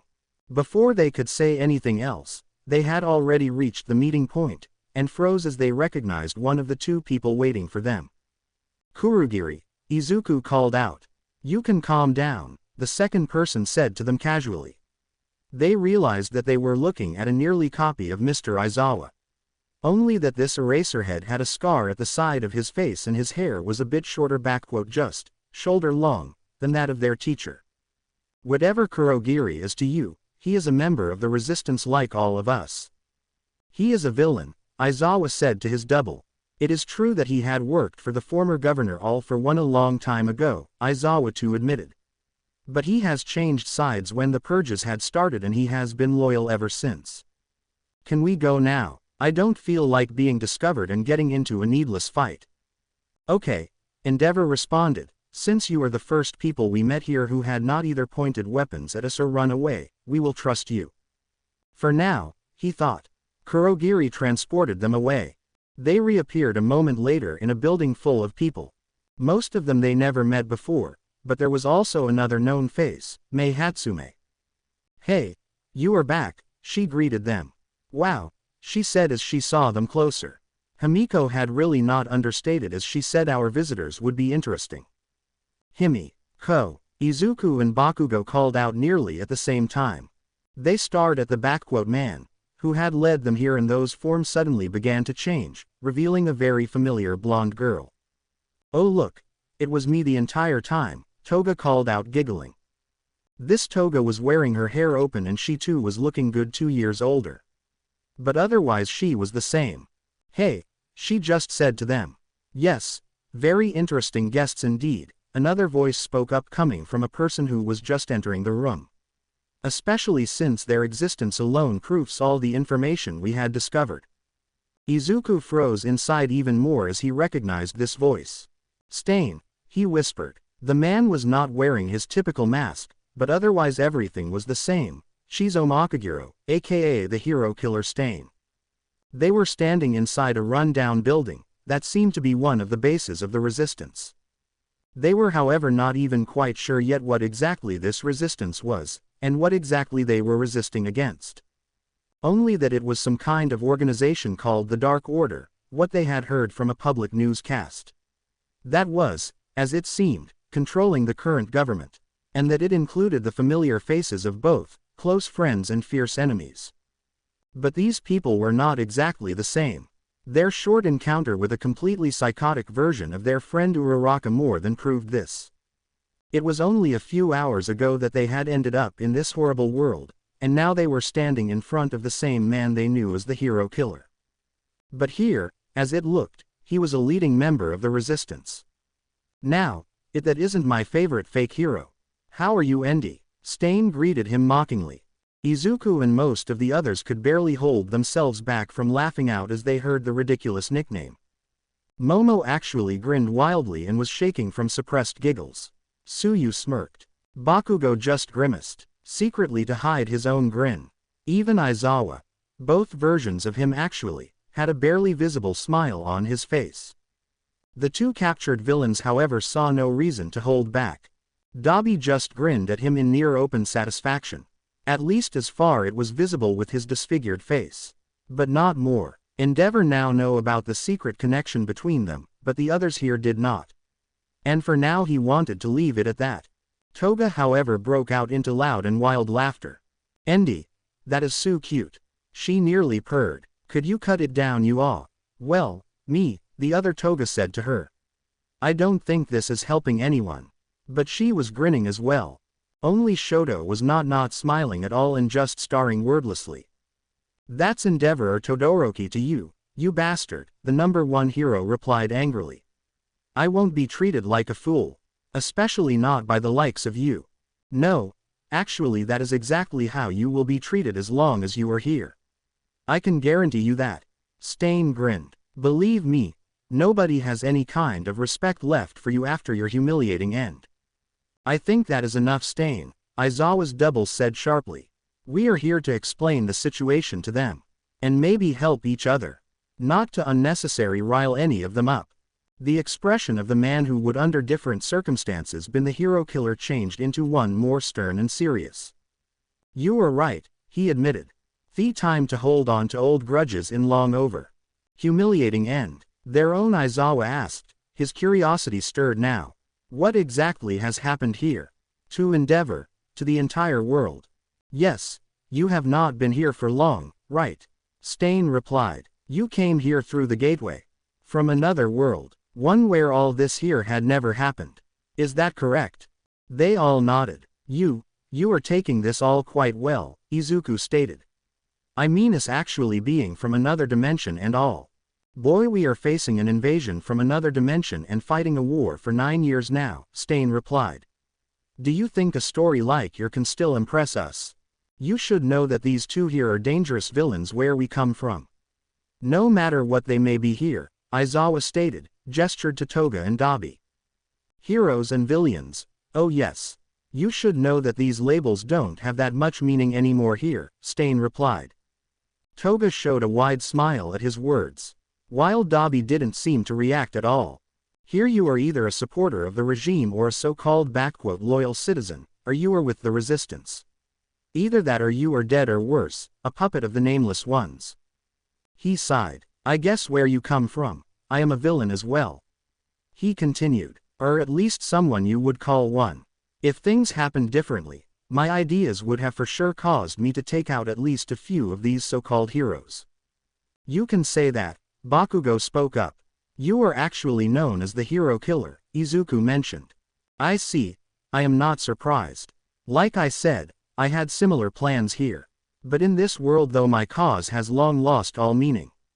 Pro-heroes don't exist anymore. Not that much of them were a great loss. But that nightmare that took their place nearly let me wish back for the "good old times." And no heroes, Izuku said in shock. But, Momo stammered. Their entire society was pretty much built up on the concept of heroes. That they were actually meaningless here, it was hard for them to wrap their minds around it. How could it come to this? Aizawa finished the question. What is the Dark Order? These nameless ones, by what I concluded, are these monstrous things we have seen on the news. And how comes everyone here seems to know about the gateway, despite that it was a secret project? Good questions, Stain replied stoically. To make it short, 9 years ago Richard Jones had opened the portal he called the gateway and so created a door for the nameless ones into our world. And yes, he did know what he was doing. In fact, this was the true purpose of the gateway from the beginning. Why should he have done something like that? Endeavor asked loud. As it turned out, Stain explained, Jones and his entire family had been leaders of a secret cult that had somehow fallen under the influence and was worshipping the nameless ones for generations. And now he had found a way to offer his masters our planet. In exchange for a share of the power for himself, of course. The nameless ones, sometimes they are also called the Old Ones, Aizawa too explained, they are a group of ancient monstrous malevolent entities. As it is said, they are dwelling in the emptiness between the worlds. Some of them are supposedly as old as time itself. They possess a kind of power that we can barely imagine and a hunger to corrupt and conquer everything in existence. But there are other forces out there that can actually match them and we're holding them in check, at least until someone here had found a way to bring them directly into our reality. Moment, Izuku suddenly said, if you say that Mr. Jones' entire family was part of this cult, then his son, he said he wanted to continue the work of his father. It seems the asshole had been playing us all the entire time, Bakugo commented, yeah right. Dabi and Toga exchanged a short look with each other. There is something you should know, Dabi finally said. Our attack right now was not a coincidence. This Jones and Shigaraki have some kind of agreement. He had asked for an alliance and wanted us to stage some kind of attack on his company. In exchange he had offered to supply the League with technology and weapons. Endeavor visibly gritted his teeth. Aizawa just frowned. This pretty much confirmed their worst expectations. So Mr. Jones had in fact actually tried to open a way for these creatures into our world the whole time, Aizawa summarized. And he had manipulated us all and even the League of Villains for that scheme. Bastards really got us, Bakugo grunted. I will blow up his ass if I ever see him again. I will deal with Jones myself when we come back, Endeavor said. I will have his head for this. Izuku said nothing, but he balled his fist. He remembered that he actually looked up to Jones for achieving all this despite being quirkless. But now, he remembered the recording they all had watched of Mr. Jones' father's death. What they had originally thought had been cold-blooded murder. Had these people instead known what was going on? Had they in truth prevented their world from a horrible fate? If we ever come back, Aizawa corrected him. There has to be a way, right? Momo called out. There is, right? Suyu asked insecurely in Stain's and Aizawa-2's direction. The gateway had brought us here, it should be able to bring us back, Izuku stated. It has never been built, don't you remember? Shoto pointed out. If the first one had succeeded, they never had a reason to. But the first one was. If it is still intact, we just have to find it. It could still be intact, right? He asked hopefully. As far as we know it is, Aizawa-2 answered. But the gateway is in America. And America is the place where the nameless ones had first appeared. Before anyone could even do anything, they had overrun the entire continent. It was all turned into a lifeless wasteland. Whoever was not killed right away was been driven insane by their influence and changed, horrible mutated and turned into one of their servants. All Might had tried to stop them, but he didn't survive. Europe had been turned into not much more than a giant battlefield between the nameless ones and the Dark Order. Africa is the same. My God. This cannot be. This can all not be, Momo murmured, visibly shaking. Shoto was lying a hand on her shoulder reassuringly. He was also looking clearly distraught. We, the Eastern world, have been saved, if you can even call it that. But for that our countries had sold themselves to another group of devils. Maybe you should just show them the old newscasts, Toga said. not the toga they had arrived with, but the one from this world. Good idea, Himiko, Stain answered. Come with us, he said to their assembled guests. He led them to a room with a large TV set. As you have obviously realized by now, and that alone by the fact that you are here, there are more worlds than just our own, far more, Stain explained. Until just a few years ago, as far as we can tell, our world was identical to yours, in fact they probably were the same. But then everything changed, as soon as the gateway was opened. Himiko came and handed him a couple of discs. He took one of them and pushed them into the retorter. Then he activated the TV screen. The first scene they saw showed once again a completely devastated city. It was New York, they recognized. In the background they could make out the skyline of Manhattan. Or what was left of it. The Empire State Building had crumbled, with only the lower half still standing. But in the front, they also saw a figure they all knew perfectly well, All Might. Not in the weak and broken skeletal state he was in their world, but in his muscle form. It was like a scene directly out of their worst nightmares. The sky was dark and filled with clouds, of dust and ash. A storm was raging over the entire area. At some spots, however, the sky seemed to be glowing in unnatural colors. Nearly like eyes that were watching the place from somewhere above. In the background, they could at several places see shadowy figures moving in unnatural ways. As if their twisted and deformed limbs did not longer allow them to walk normally. Somewhere between the ruined buildings, they could make out something moving that looked like large tentacles. The worst of it all, however, was probably the opponent All Might was fighting. And that exactly because he was both clearly to see and there were still parts of his once fully human form left. They all recognized the figure as Richard Jones. The same man they had watched getting killed in another recording before. Or at least it was something that resembled him. Yet what they saw was an abomination. His human body was still there, but it looked like it was horribly mutated, or maybe merged with something else. At least 4 large monstrous tentacles were growing in different places out of his body. His skin had turned into an inhumanly gray color, the same shade as the tentacles.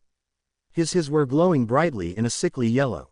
And somehow this monster, that they had until now had thought of as nothing but an elder gentleman, was actually putting up and fight with All Might of all people. They watched in horror how one of the tentacles landed a vicious strike. At exactly the spot they knew All Might's injuries had to be. His fight with All for One had already happened in this world, going by the dates. The fight continued for another few moments, before it came to its decision. They saw All Might throw a powerful blow and shouting loud at the same time. It was one of his signature moves, they all recognized it. United States of Smash, probably his strongest attack. His fist just rammed through his opponent's body and left a large gaping hole in his chest. In the same moment, however, the monster struck as well. The top of one of the tentacles had reformed itself into a razor-sharp spike. And it cut even through All Might's body, leaving a large open wound across his chest. Both opponents were standing still for a short moment, looking at each other. Then Jones' body sank to the ground. All Might, however, was stumbling as well. They could see him bleeding heavily. He was looking bad, but he was still standing, barely. But then, the figures that had until now only been moving in the background were coming closer. They could now see clearly that it were even more horrible mutated humans. None of them to the same extent as Jones, but it was bad enough. And they were slowly coming closer to All Might. The recording ended. As you can imagine, All Might did not survive this, Stain explained. The helicopter that had recorded this newscast, however, had fled at that point. At All Might's own order, he himself had managed to return to a Na'vi ship waiting at the coast, after fighting his way out, but died from his injuries a short time later. So there was a chance that he might have been able to transfer One for All to someone else before he died, Izuku though, somewhere in between the horror of seeing all this before his eyes. That was the only consolation about this entire thing, that he didn't become like them, Stain said in a bitter tone. Izuku remembered that All Might was probably the only hero the Stain they knew respected and even admired. This can all not be, Momo said quietly, shaking her head in denial. Her words mirrored exactly what they all felt. All Might dead, The world overrun by monsters.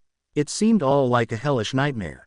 Many thought it was the beginning of the end of the world, this universe, as Aizawa stated. He exchanged a short look with his comrades. But then a promise of help came in the most unbelievable way. Aizawa too continued. Our worlds are not the only ones out there. And this help came from somewhere else. But it had a price. A terrible one. It was a short time after All Might's death that our world was contacted and saved by another force from outside, Stain continued. Or maybe you could call it being invaded by it. People are still debating about what to call it, Toga's double Himiko commented dryly. But it could be seen as both, I guess. She shrugged. What are you talking about? Endeavor asked. A few days after All Might fell, the remaining governments of this world were receiving a message.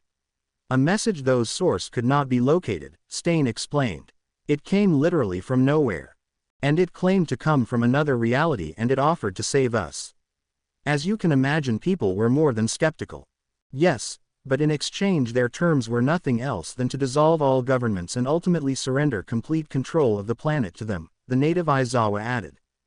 What? Endeavor, Izuku and nearly half of their teammates called out at the same time. And your people had agreed to this? Izuku asked. What choice did they have? Aizawa too questioned. It was either that or complete annihilation. America and most of the Western world were already gone. Europe was at the brink. But you were right, they only ended up making a deal with one group of devils to save us from another one. As a result, the countries of Japan, China, Korea, India, Russia and most of the Middle East are under the rule of a genocidal dictatorship. The massacre with the hung-up people you have seen outside and Ochako being a psychopath are a small part of the outcome of that deal, Himiko commented. But as you can imagine, a few people for sure still didn't accept this terms, Stain stated. He looked at Endeavor, your counterpart being the first one. The day after the world received this message, some kind of portal suddenly opened, right in the middle of Tokyo.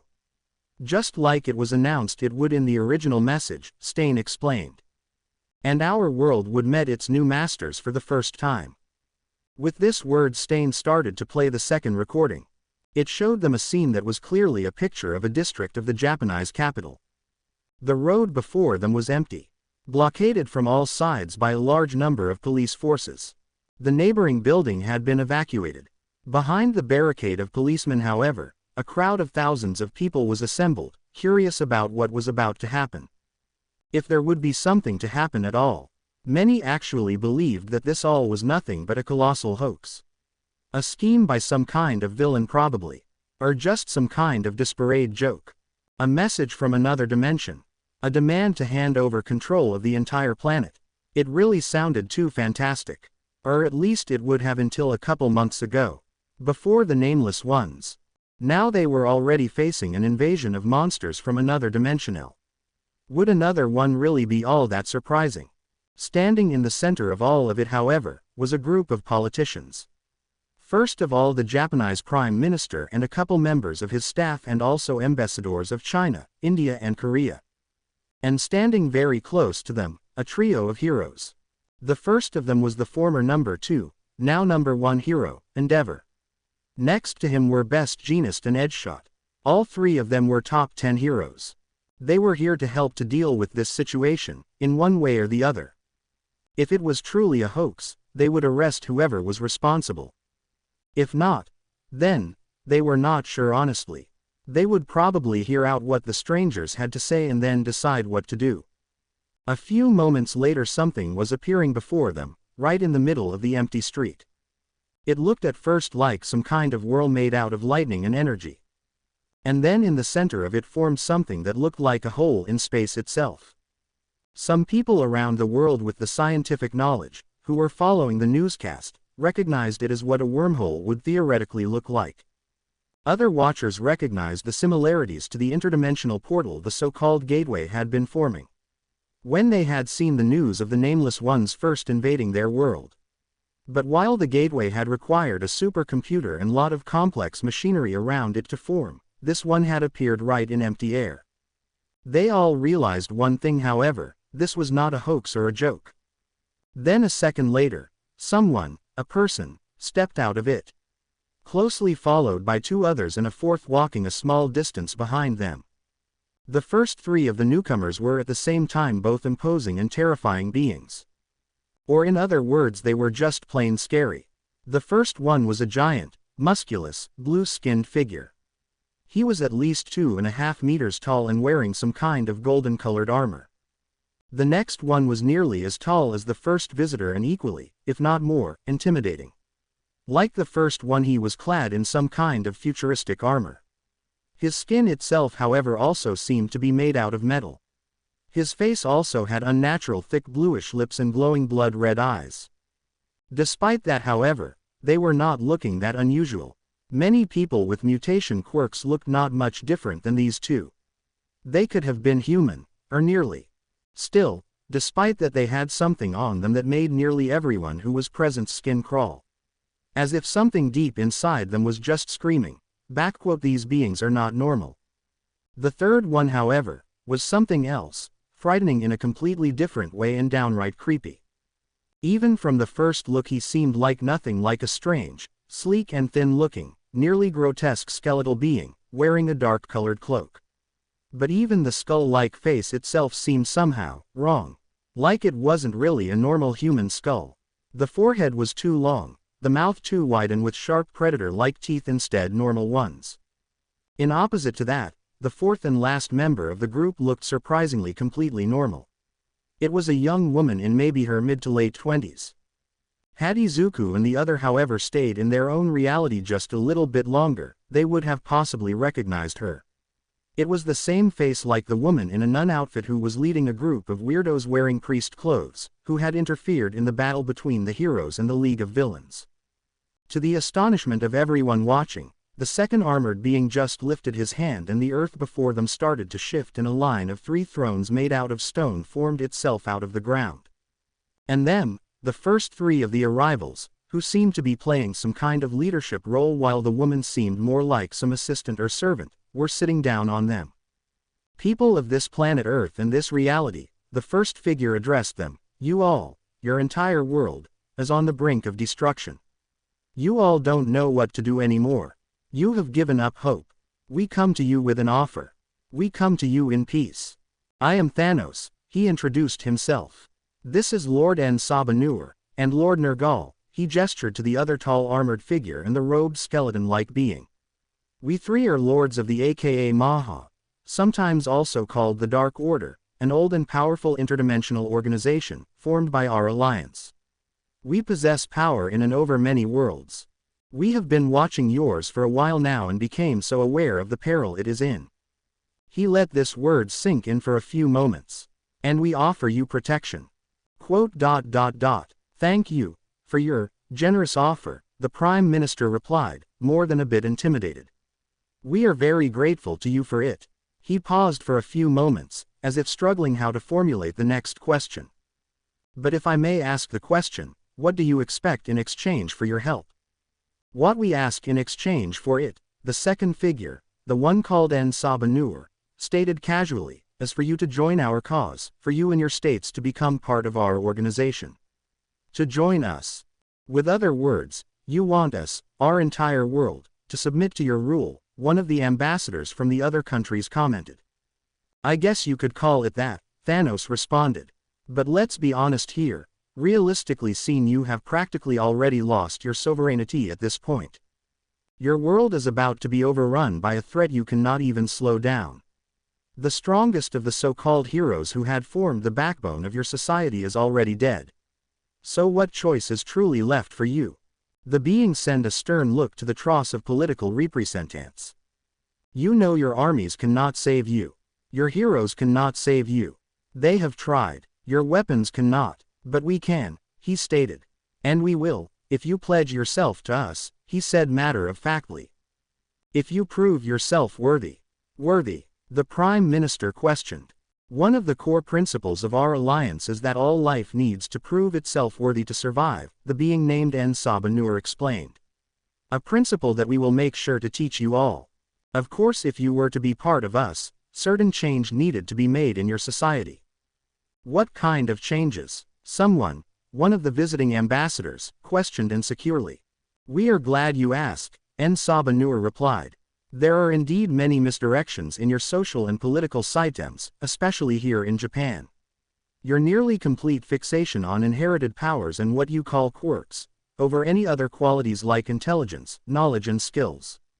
Your technological development had actually been stagnating for nearly a century. We plan to change that. Izuku admitted so far he nearly completely agreed with all what was said. Maybe, just maybe, these guys weren't so bad after all. He thought for a short moment. She should quickly realize how completely wrong he was.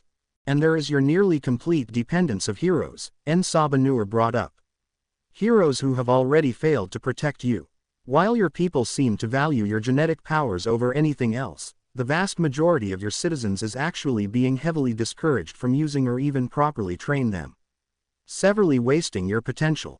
To clean your society of these flaws, however, of this weakness, Thanos stated, it should be the best to remove as many of the individuals that carry these flaws as possible, he announced. In this case I would say, about 10, let us say 5% of your population. These words were followed by a few moments of stunned, horrified and disbelieving silence. The statement had sounded so casual, so normal, as if this creature had not just declared his intention to commit genocide. Lord Nergal, Thanos turned around to the cloaked skeletal being sitting next to him. Are you willing to take the responsibility for this world in the name of us all? The death-like being was looking around in silence for a short moment. From his compatriots to the native population and back. I will accept this task, he finally answered. His voice sounded strange, raspy and distorted, nearly as if it was not even his own. And making him seem even less human than his allies were. Enough. Endeavor called out, this is madness, and I will put an end to this lunacy right now. He activated his quirk and his body was being covered in flames. He took a step forward, ready to stop these madmen. His two comrades followed his example. But before they could actually do anything, from one moment to the other, Endeavor suddenly stopped and fell down with a loud cry. It was as if some kind of invisible force had thrown him down. They saw to their shock that both of his legs seemed to be broken. Telekinesis, Izuku whispered in the here and now. But which one of them was it? He realized that the cloaked skeletal being had been looking straight at Endeavor. The other two pro-heroes stopped abruptly in their movements. Not just because of the shock of seeing the number 2 hero going down like this, it was as if they had run into an invisible wall. They were in need of a moment to recover. And that was their undoing. The two other interdimensional beings moved in a split second, with the one calling himself Ensabanur appearing in front of Edgeshot with an raised arm. An arm that suddenly stretched out and became inhumanly long, while sending a hard punch in the hero's gut. Edgeshot tried to use his quirk to shift the form of his body. But before he could, his opponent opened his fist, and fired some kind of energy blast that tore through the hero's chest and let him falling dead to the ground. At the same time Thanos had been grabbing Best Jeanist at the throat with one of his oversized hands. The hero used his quirk to form strings that rang themselves around his arm, trying to shackle him. But he just ripped them apart, and with one movement broke the hero's neck.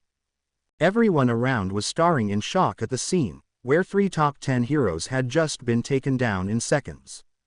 And so were Izuku and the other people just watching the recording in the present. But that was not even the end.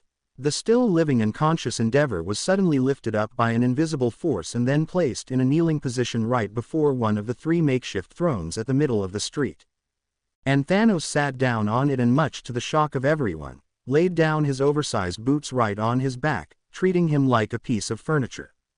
Well, it seems you have finally found your true purpose, the woman who came with them, who had been dutifully standing aside of the thrones the whole time, commented.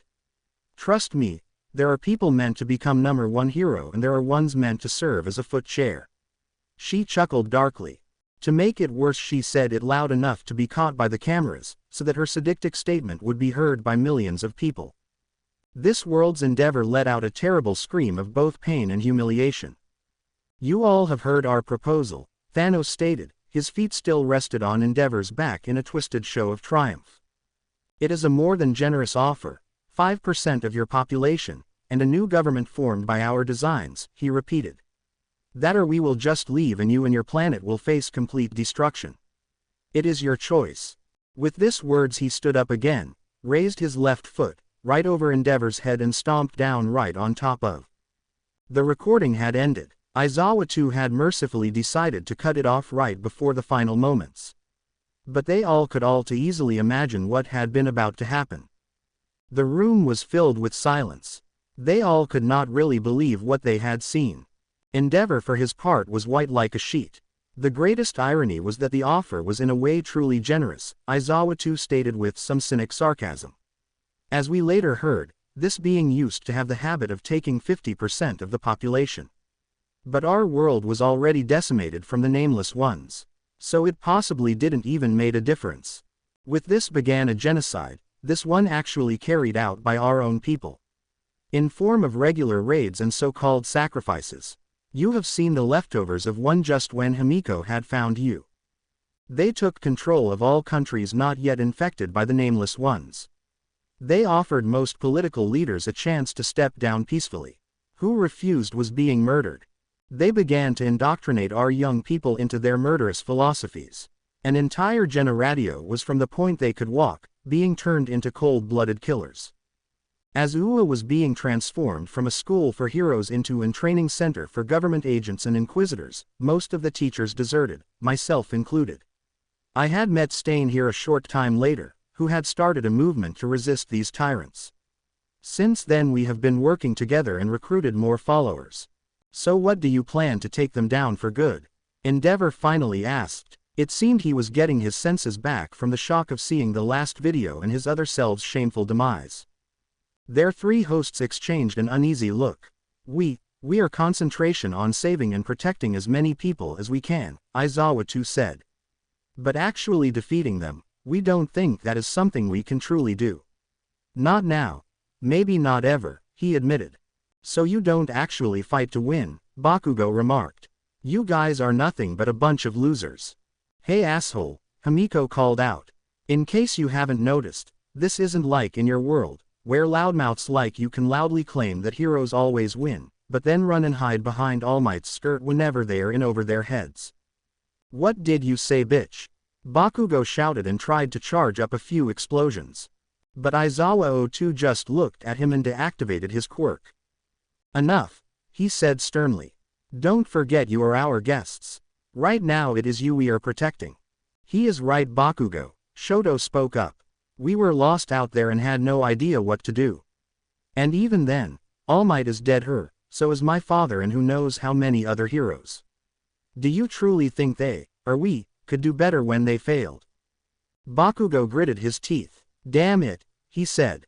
You don't know what we are dealing with, Stain told them. You have only seen a few short glimpses. Like they said, the Dark Order is an alliance of interdimensional warlords and malevolent superbeings, megavillains, as you would probably call them. They all make All for One look like a child in comparison. Or better said, that is what they had been centuries ago. They however became something worse. Their immortal leaders managed to evolve themselves and their powers to a point where they nearly surpass any imagination.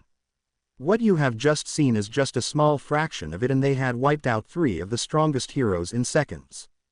They became, for the lack of better words, gods of darkness and destruction. But they are not without rivals. We know that, aside from the nameless ones, they are at war with at least one other similar force. One that seemed more benevolent. But that was also one of the reasons they were interested in our world in the first place. To use us in their war, as recourses and cannon fodder. And even if we by some wonder managed to defeat them and force them off our world, we would still have the nameless ones to deal with, who are just as dangerous. So Bakugo, that was your name, wasn't it? If you have any brilliant ideas how to deal with all this, tell us. Believe me, we all would gladly hear it, Stain commented sarcastically. Bakugo said nothing. What was there left to say about that?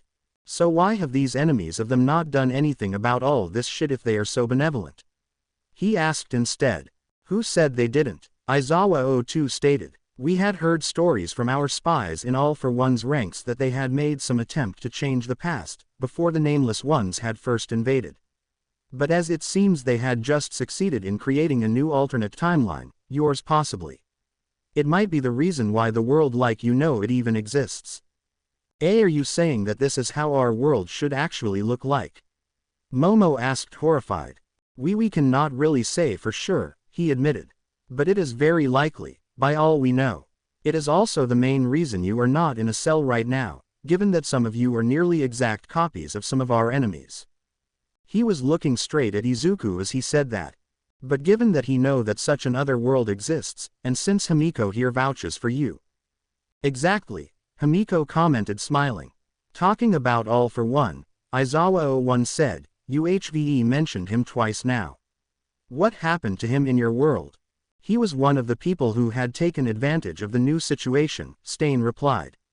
He had offered to join our new masters and was named governor of East Asia. That means in this case Japan, China and Korea. That made him once again one of the most powerful individuals on the planet. He also had a young protege. Shigaraki Tamura, Aizawa-01 stated. No, Midoriya Izuku. Dekiru, Izuku said quietly.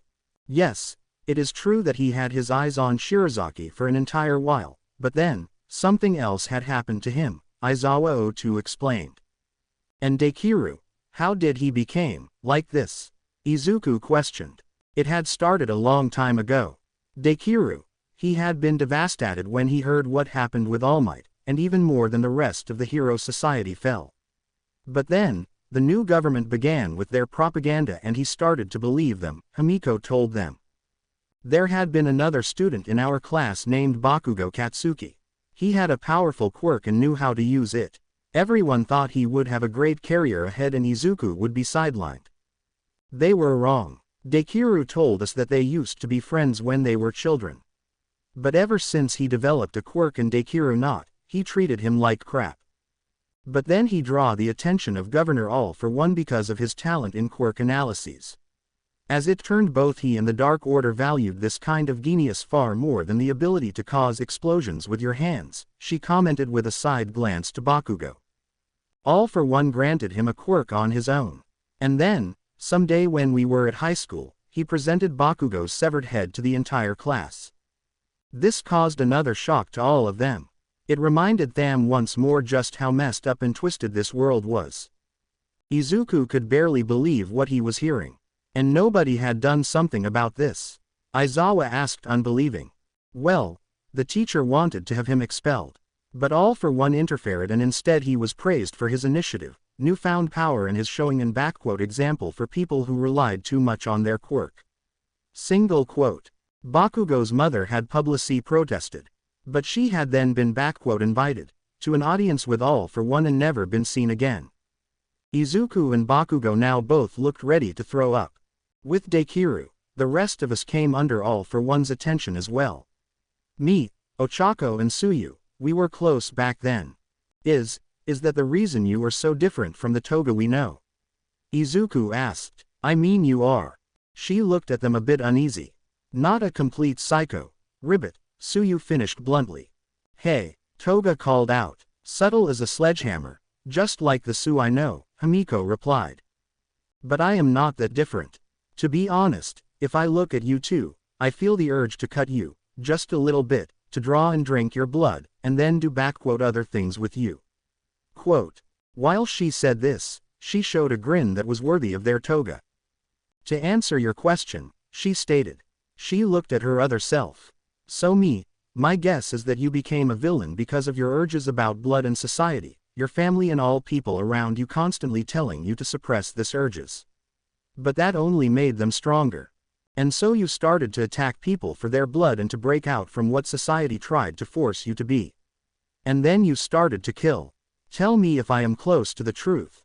A bit simplified, Toga replied, but all in all you are not wrong. You see, Himiko continued, my bloodlust had always been satisfied. At our school we actually learned to kill. Since we had entered high school, me, Dekiru and the others had been taking part in raids. I had killed my first person by myself before I ended my first year and we had a state license for it. So what changed? Tsuyu asked after a light gulp. I am not quite sure myself, Himiko admitted. But someday I just took a look at myself and the others and realized, what we were doing had nothing to do with having a freer and easier life anymore, with following my own nature. Or even with simply satisfying my bloodlust. We were just monsters, being made and thought and taking orders from even greater monsters. And I decided I could just not do this anymore. I love blood, I always have and always will, but not that of millions. All for one died then about a year ago, Aizawa stated, and Dekiru, despite his youth, became his successor. Oh okay, Izuku said, I think I have heard enough. For the moment he not wanted to hear any more about the monsters that his other self and his friends had become. Midoriya is right, Aizawa stated. Could we have some time for ourselves? Of course, his double replied. Should we have told them the whole truth? Himiko, aka Toga02 asked Stain as soon as their visitors had left the room. No, I think they have already enough to deal with right now, Aizawa02 stated. Stain nodded. Can you imagine how they would react if they heard this too now? He said. They are all already clearly on the edge or already more than that, Aizawa02 pointed out. Do you think with all they had just to take in this short time, it could be any different? They are barely dealing with the situation as it is. How do you think they would take this to on top of it right now? Himiko sighed in understanding. Not too well, I guess, she admitted. They were right. They themselves had been shocked to the core when they first found out years ago. Their entire worldview had been turned upside down. When they found out that the Dark Order was responsible for the appearance of the quirks. That they had manipulated the collective genome of the entire planet. That their entire world was actually nothing more than a giant field experiment and a resource for beings with superhuman powers. And that maybe the only reason they had even decided to help them, for the moment, might be to protect their own investment. Izuku had just been going outside. They had told him to be careful and not to walk way too far from the hideout.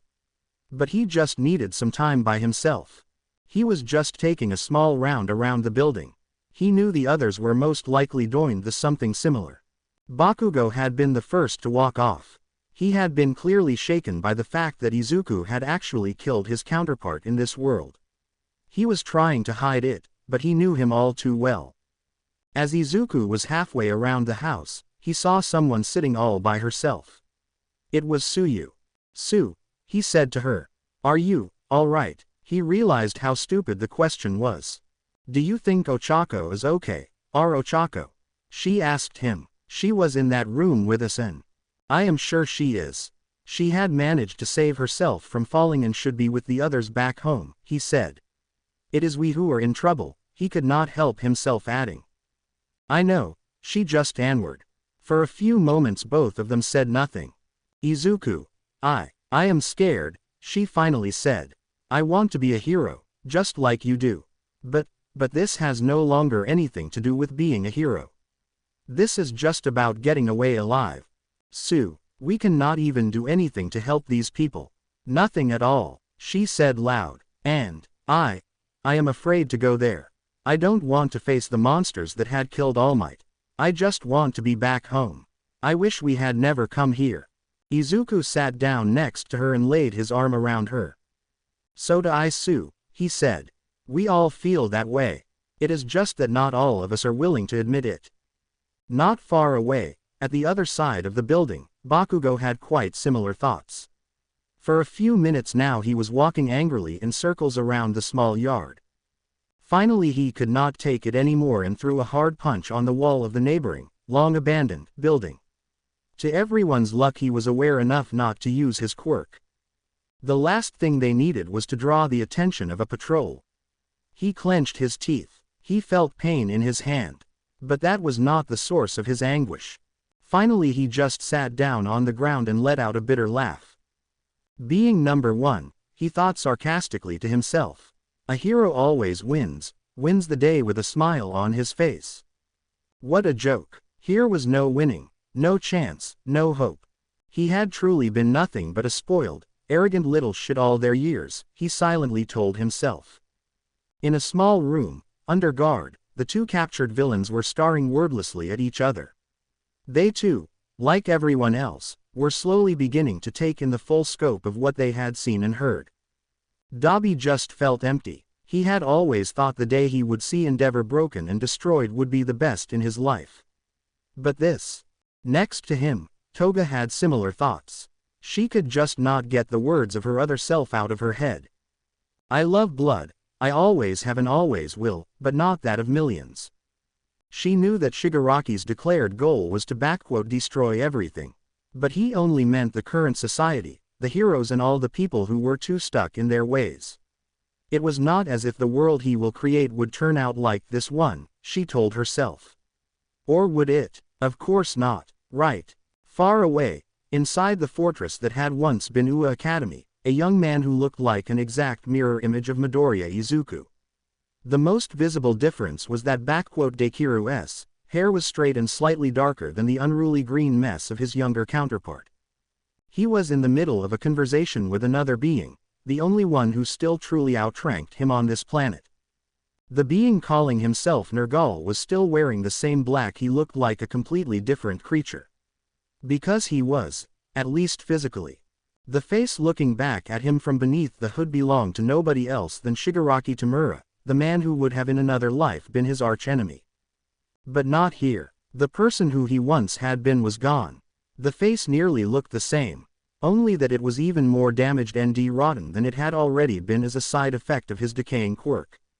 He was truly looking like a walking corpse, and in a sense he was. Only the red inhuman glow that showed in his eyes regularly spoke of the alien intelligence now controlling the body. Even he didn't know exactly the being named Nergal's reasoning for choosing him as his new host body. But he could guess that it had to do with Tamura's quirk. Well, it seems we are having visitors, Nergal, Tamura stated. And under them was a double of you as well. How interesting. His voice sounded much more human, now with Shigaraki as his new vessel. You don't seem too surprised, Dekiru commented. I have already told you about the attempt of our enemies to change the past, haven't I? Yes you did, Dekiru admitted. So our visitors are from the "nice other world."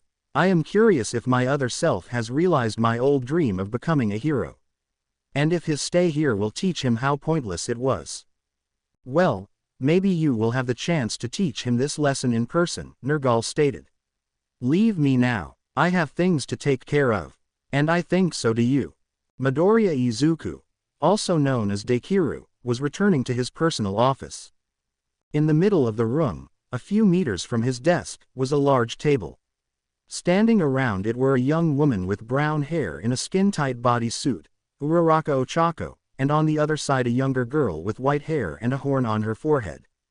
And lying on and bound to the table was a very short-looking young man with purple hair in the form of strange round balls. Arg! The boy let out a horrible scream as Uraraka had just cut off his finger. Now Mineta-kun, you know we could continue with this the entire night, Uraraka said to him sweetly. She gave a nod to a visibly reluctant Eri, who then used her quirk to reverse the damage. She hated doing this, but she knew she had not much choice.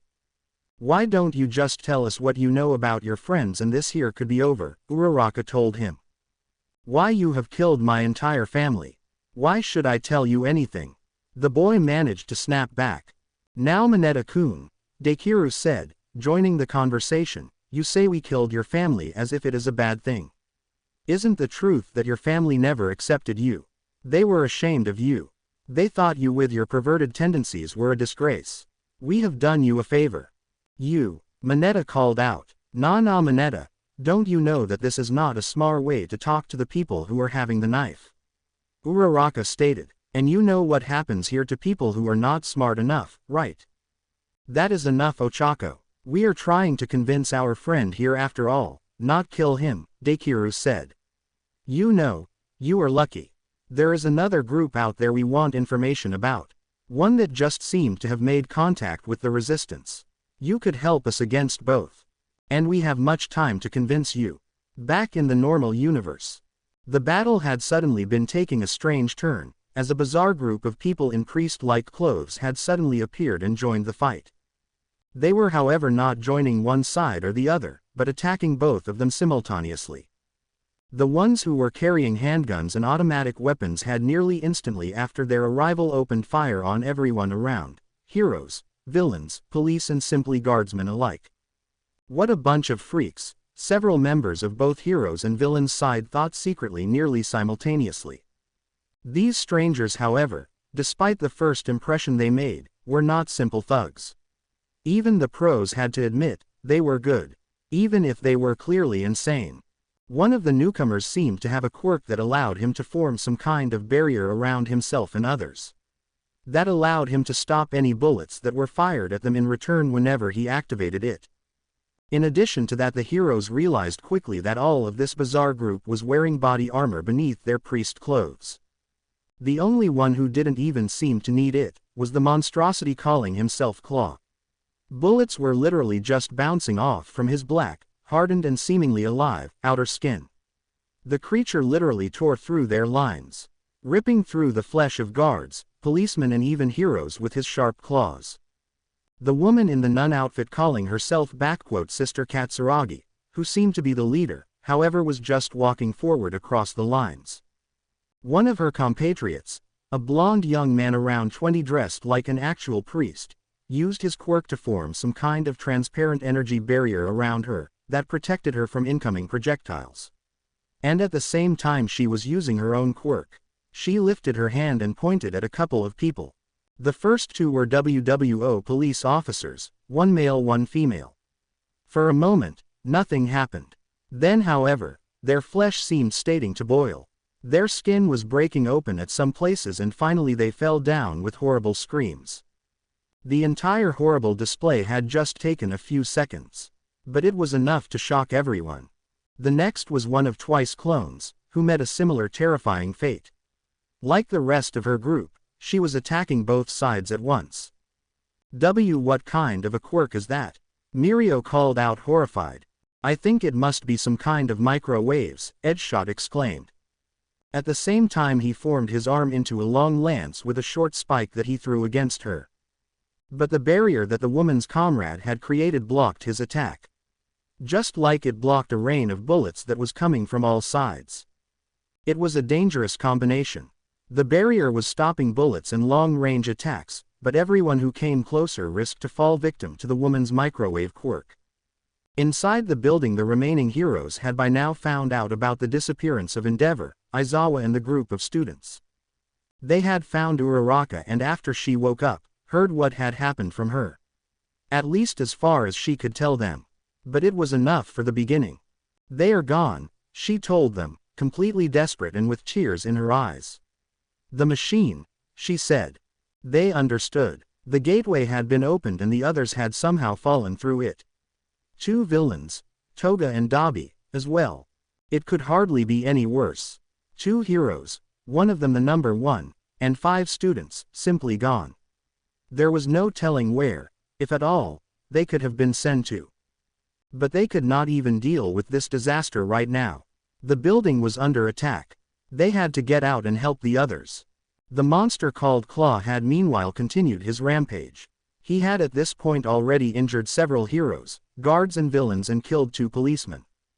Best Jeanist was using his quirk trying to shackle him and hold him back.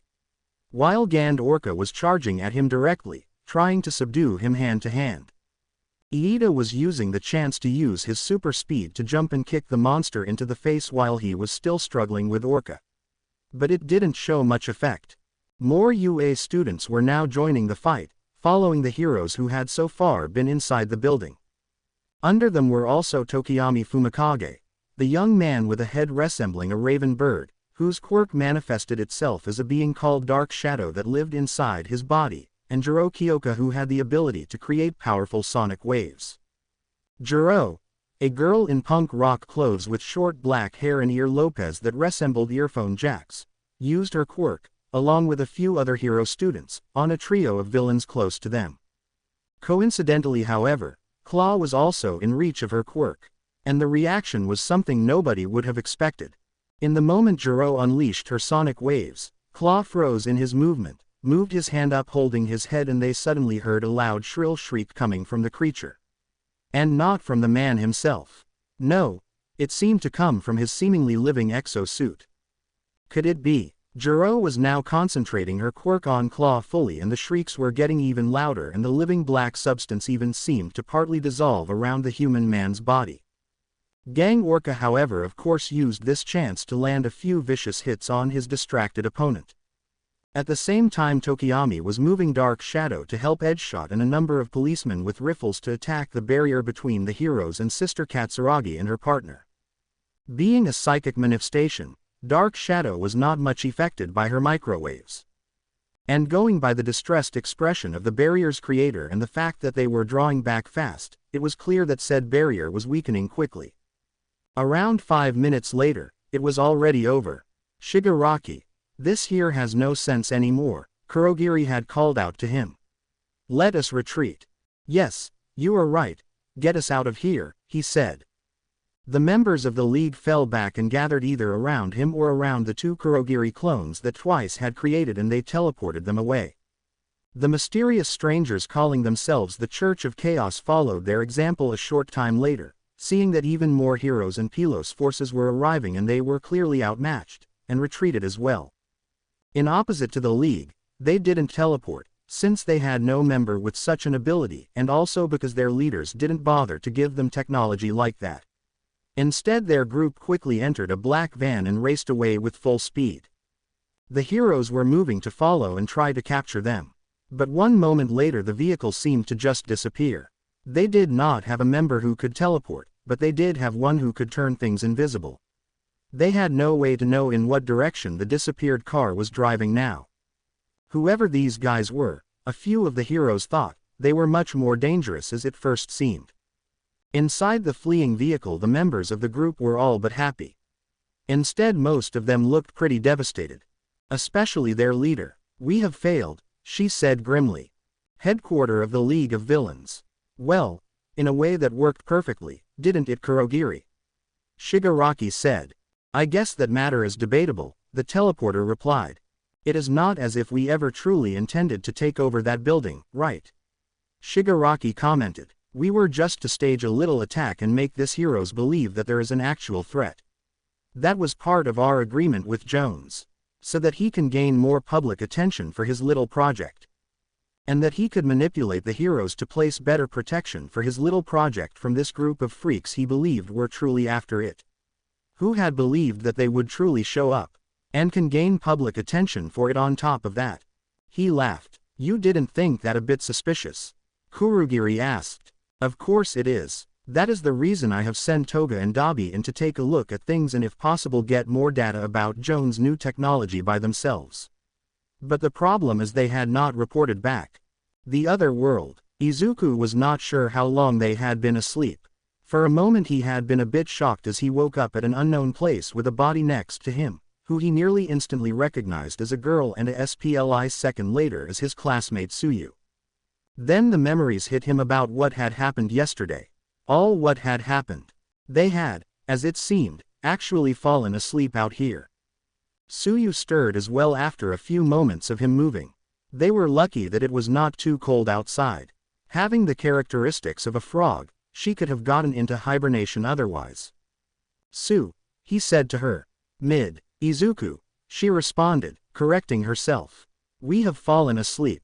Yes, I know. Let us go back inside, she said. Back inside the base, not much had changed. Bakugo, Todoroki and Momo were sitting together at one of the tables in the room that served as something like the common room of the Resistance hideout. Hey, Izuku greeted them. You are back, Todoroki said. You two were out there together for a long time, Momo stated. Have you been doing anything? Taking a closer look at the town or? If you want to know, we have been together, sleeping, Ribbit, Tsuyu replied. The others were all looking at them shocked. Even Bakugo was looking up in surprise. Izuku was only staring at Tsuyu with an open mouth. It is nice that you two came together. But don't you think that it is a bit dangerous out there, with the patrols of this psychos running around? Could you not at least take a room? Momo pointed out. By the way, Izuku, I had the impression that you were interested in Uraraka. Izuku and Tsuyu were now looking at each other in a short but intense look. You're a rake, he stammered. Su, what are you saying? Izuku hissed at her. He was now deep red in the face. Sorry. I meant we had been sitting together and we had then both fallen asleep, Tsuyu corrected. The others visibly relaxed. Oh. Momo just said. Not that I care either way what you and Frog Girl are doing together, Bakugo commented. Where are Aizawa-sensei and Endeavor, Ribbit? Tsuyu asked them. They are sitting together in a meeting with Stain and the other leaders of this resistance, Momo told them, to discuss what to do from now on. I see, Izuku said. He caught himself looking at Tsuyu for a few more moments, before he returned to concentrate completely on the topic ahead. Bakugo was now just sitting there with a frown on his face. I just hope that we will do anything quickly, he said. It drives me crazy to just sit around here. The original gateway is in America, as they told us, Todoroki reminded them. And by what they said the continent is now completely occupied by these monsters. Yes, Bakugo said grimly.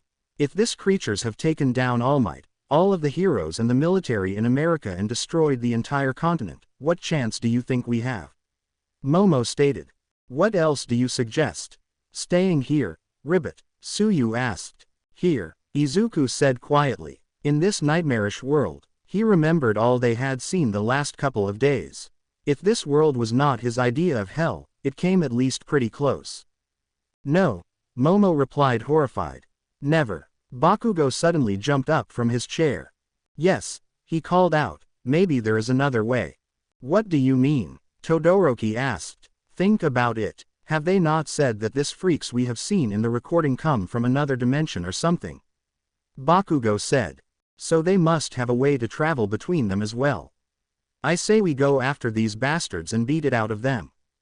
The others had to say they were impressed by Bakugo's realization. There was just one problem. You mean the guys who slaughtered my father and 2 other top 10 heroes in seconds? Todoroki asked skeptically. Oh, you think going through an continent full of monsters is better? Bakugo responded. Besides, their underlings here would not be that strong. So we could just catch a few of them and ask them. Kachan. Just because their leaders can travel between worlds somehow doesn't automatically mean that all their underlings can do it, Izuku said. Bakugo frowned, but didn't say something in return. He is right. It is likely that only the people on top know something about it, Momo mentioned. Really, I have a good idea who we should ask, Bakugo stated. And who? Todoroki questioned. Deku's bastard of a double, he answered grinning. What? Izuku called out. But isn't he, the governor of Japan or something, Ribbit? Tsuyu commented. It would be difficult to come even close to someone like him. Yes, of course. So if anyone would know about it, then he, right. And besides, I would like nothing more than to get my hands on this asshole for what he did to me and my mother in this world. We should discuss this with Father and Aizawa-sensei and the others when they are finished with their talk, Todoroki offered. The resistance knows the situation in this world much better than us after all. Are you just suggesting this because you want revenge for what has happened for your other self and your mother, Ribbit? Tsuyu asked Bakugo. Or are you actually believing this? Dekiru might know anything that can get us home.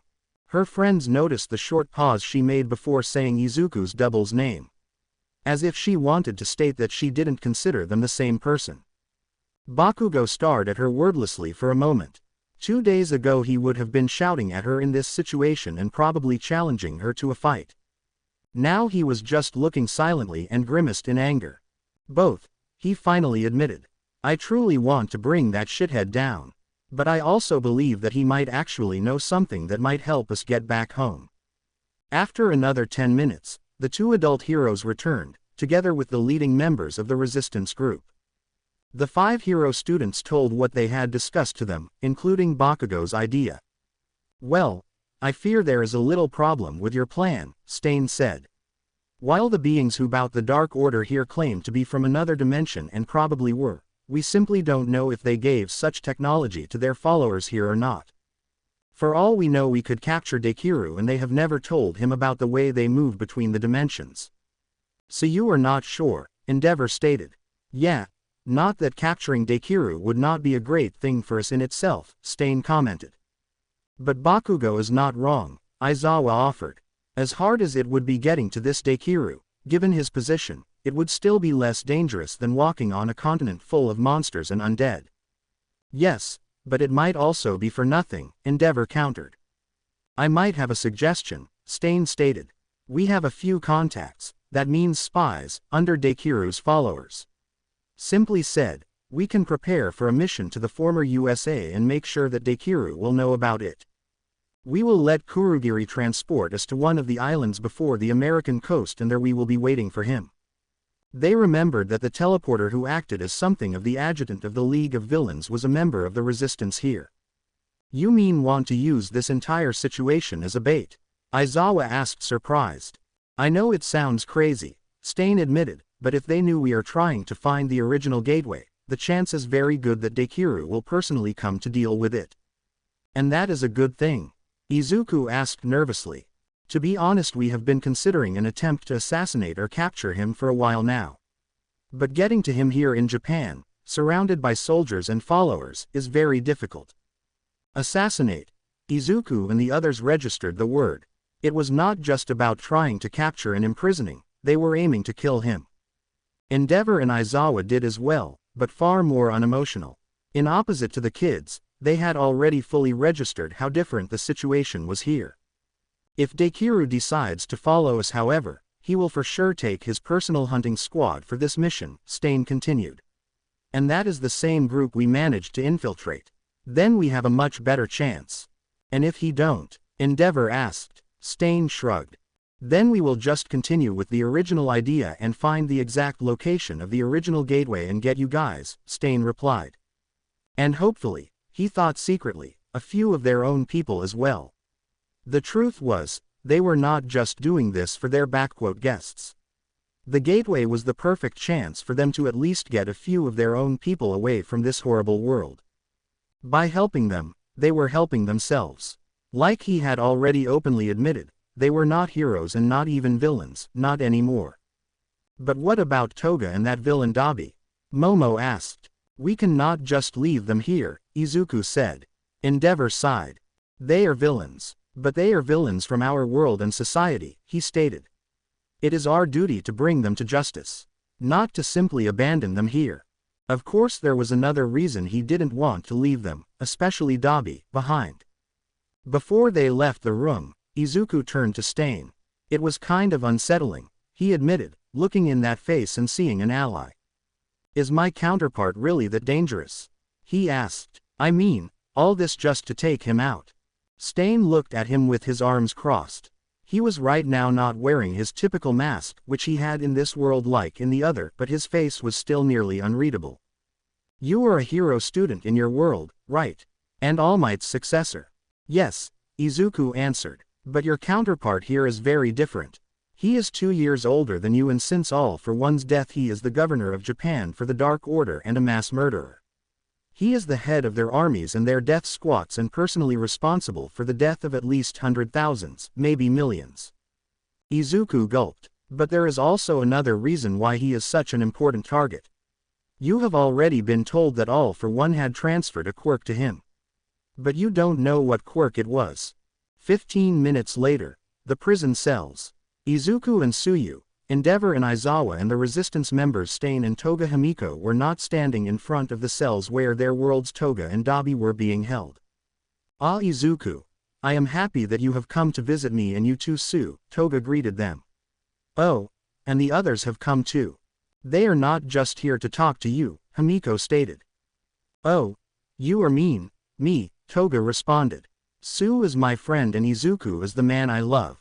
So of course I am happy to see them. Nobody even bothered to contradict her in anything she said. Himiko, however, could barely suppress a frown. She remembered her own feelings for Izuku, no Dekiru, before she fully realized what kind of monster he really was. And what kind of monster she was becoming under him. Enough, you two, Endeavor called out. We are here to talk to you about something else. But if you are not interested, we can also leave you here. Oh really? Dabi questioned. I would really doubt that. He knew he was bluffing. Like Endeavor said, we are trying to find a way back home, Aizawa stated. And we want to take you two with us. If you are willing to cooperate. Dabi and Toga exchanged a short look. The Japanese sector government building, formerly Ua Academy, 2 days later. Dekiru was just returning from his visit to the Quirk Engineering Facility a few miles outside of the town. Despite the name, it was in fact to a great part a breeding facility. A large number of test subjects were there being held in an artificial coma. They were serving as genetic donors for the cloning equipment that their masters from outside this dimension had provided them with. Beside that, some of the female subjects were also sometimes used for artificial insemination. All that for the purpose to create more powerful quirk users for their new society. Officially he had been there simply for an inspection. In truth, however, his visit had another purpose. He had finally been able to pick up the last present All for One had left for him. He would have done it much earlier, but this was the best way to keep the Overlord from finding out about it. Dekiru would soon report to him again. No matter how many times he saw him, the sight of the decayed face of his old rival Shigaraki Tamura whenever he met the creature made him sick. Not that he would have hesitated to kill Shigaraki himself if he had to, but he knew what happened to him was worse than death. He knew something of him, whatever was left of the real Shigaraki still lived inside the abomination. All for One had been furious as the Overlord had pressed him into handing Tamura over to him as his new host body. But this anger had quickly been overshadowed by fear. Because All for One had figured out the true reason why the Overlord, the creature called Nergal, had healed his injuries and restored his body and even augmented his powers. The alien being already desired a new human host after Tamura would be used up. All for One himself. But ultimately the Overlord had tricked himself. The improvements he had made on Dekiru's predecessor's DNA had allowed him to give Dekiru a quirk he normally couldn't, his own. Before he had killed All for One on his own request, he had told him this, and also that he had placed the quirks that had given him his longevity and physical regeneration into 2 of the unconscious test subjects in the facility Dekiru had just visited. Sadly, however, what was transferred to him was just a foe's base quirk and not the many other powers he had absorbed. So Dekiru needed to start collect quirks all over again. Dekiru had used the opportunity to reabsorb the 2 quirks and a few others he found useful and then shut down the life support systems and quietly disposed of the test subjects in question. He was more powerful than ever before, but it was still not enough. But for now he had a few other things to deal with. The Japanese sector government building, formerly Ua Academy. Dekiru had returned from a "routine inspection" at the local hospital center, quirk breeding facility. Or at least it seemed so. What nobody was aware, during this short visit he had actually absorbed a half-dozen quirks from different unconscious inmates. Just like nobody was aware that he actually possessed the quirk All for One. And if everything would work out, nobody would know about it. Not until he was strong enough. But that would still take some time. Depending on how powerful the quirks were he could absorb, probably a few more years. But right now Dekiru pushed such thoughts out of his mind. The Overlord had summoned him for a personal report. It was nothing unusual, he was doing this regularly. Always calling him and questioning him about the details of his activities. While he himself was sitting back in his base, barely doing anything and leaving it to Dekiru and the other regional governors to actually run their territories. Only plotting his own twisted sinister schemes among his own subordinates and communicating from time to time with his "partners from another dimension and demanding reports. And then letting Dekiru take care of the actual work by himself anyway. Overlord, he thought. In his eyes this creature was nothing but a monstrous parasite. In the truest sense of the word. Not even the body he used was his own. Every time Dekiru saw into the deformed face that had once belonged to his rival Tamura Shigaraki, with this abomination now controlling his body, he had to fight down his resentment and disgust. Secretly Dekiru sometimes he liked to think that even the other lords had only given him this position because secretly they could not stand him either and wanted an excuse to get him away from them. Sometimes he even believed that could actually be true. Still, he had to remind himself not to underestimate the creature. Whatever else Nergal was, he was extremely dangerous. Taking him lightly would mean certain doom. Dekiru also reminded himself that his and his compatriots' combined powers were the only thing keeping the Nameless Ones in check. So even if he had a chance, getting rid of him without actually being able to replace him would most likely mean the end of their world. What he needed was patience, and more power, far more. Ah, Dekiru, the Overlord greeting him as he stepped into the rooms of Nergal's personal refugium. It was an entire section of the former Ua building that had been shut off from the rest and declared to Lord Nergal's exclusive use. Everyone except Dekiru himself, who were found setting foot in that part of the building without explicit permission, could be expected to be killed on the spot. "Tell me, how are your latest activities been going on?" the Overlord asked him. His tone, ignoring the nearly dead, raspy distorted voice, nearly like a zombie, which was not that far from the truth, seemed to be casual, nearly amused.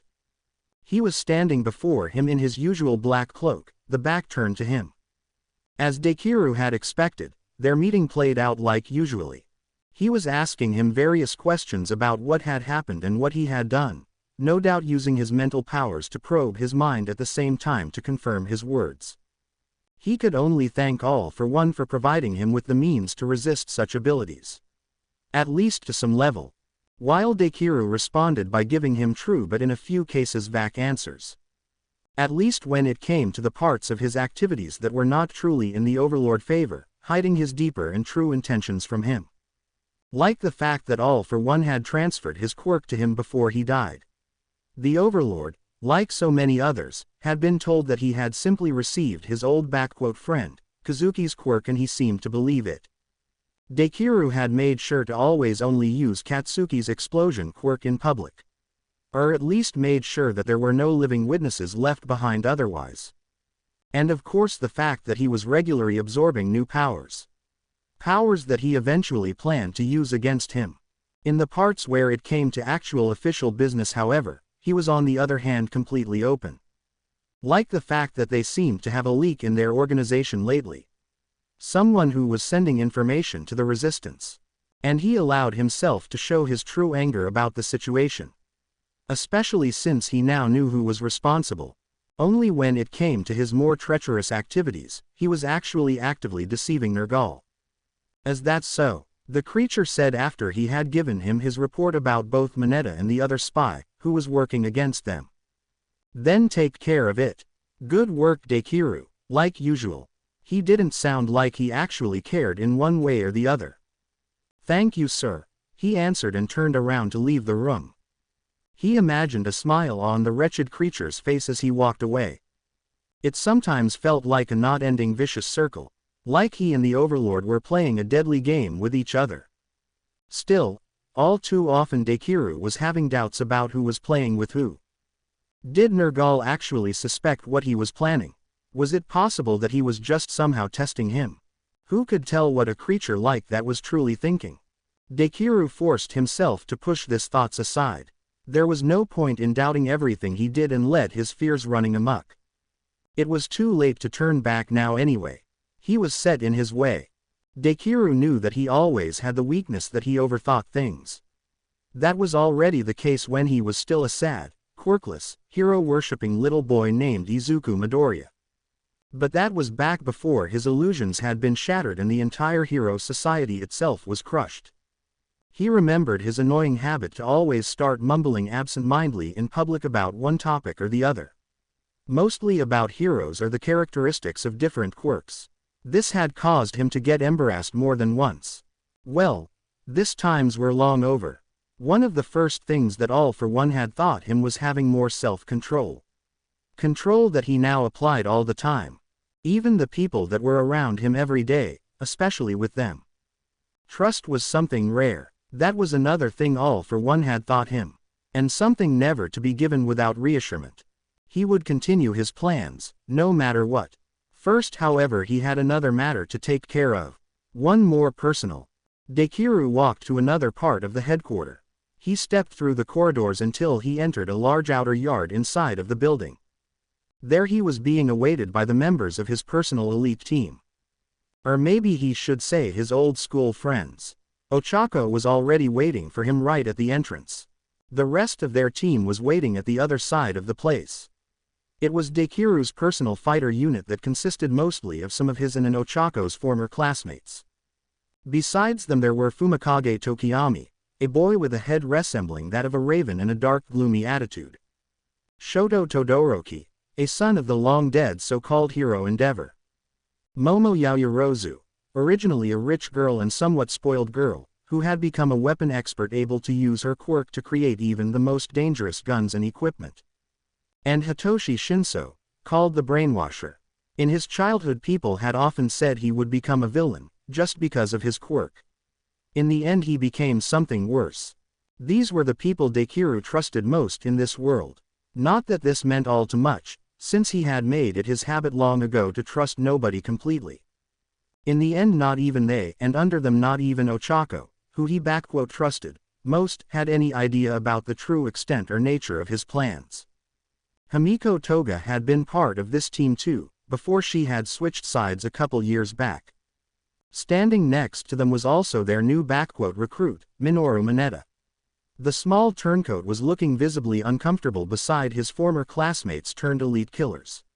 At the same time however he seemed to have a hard time keeping his eyes and his hands from Momo, who was standing next to him.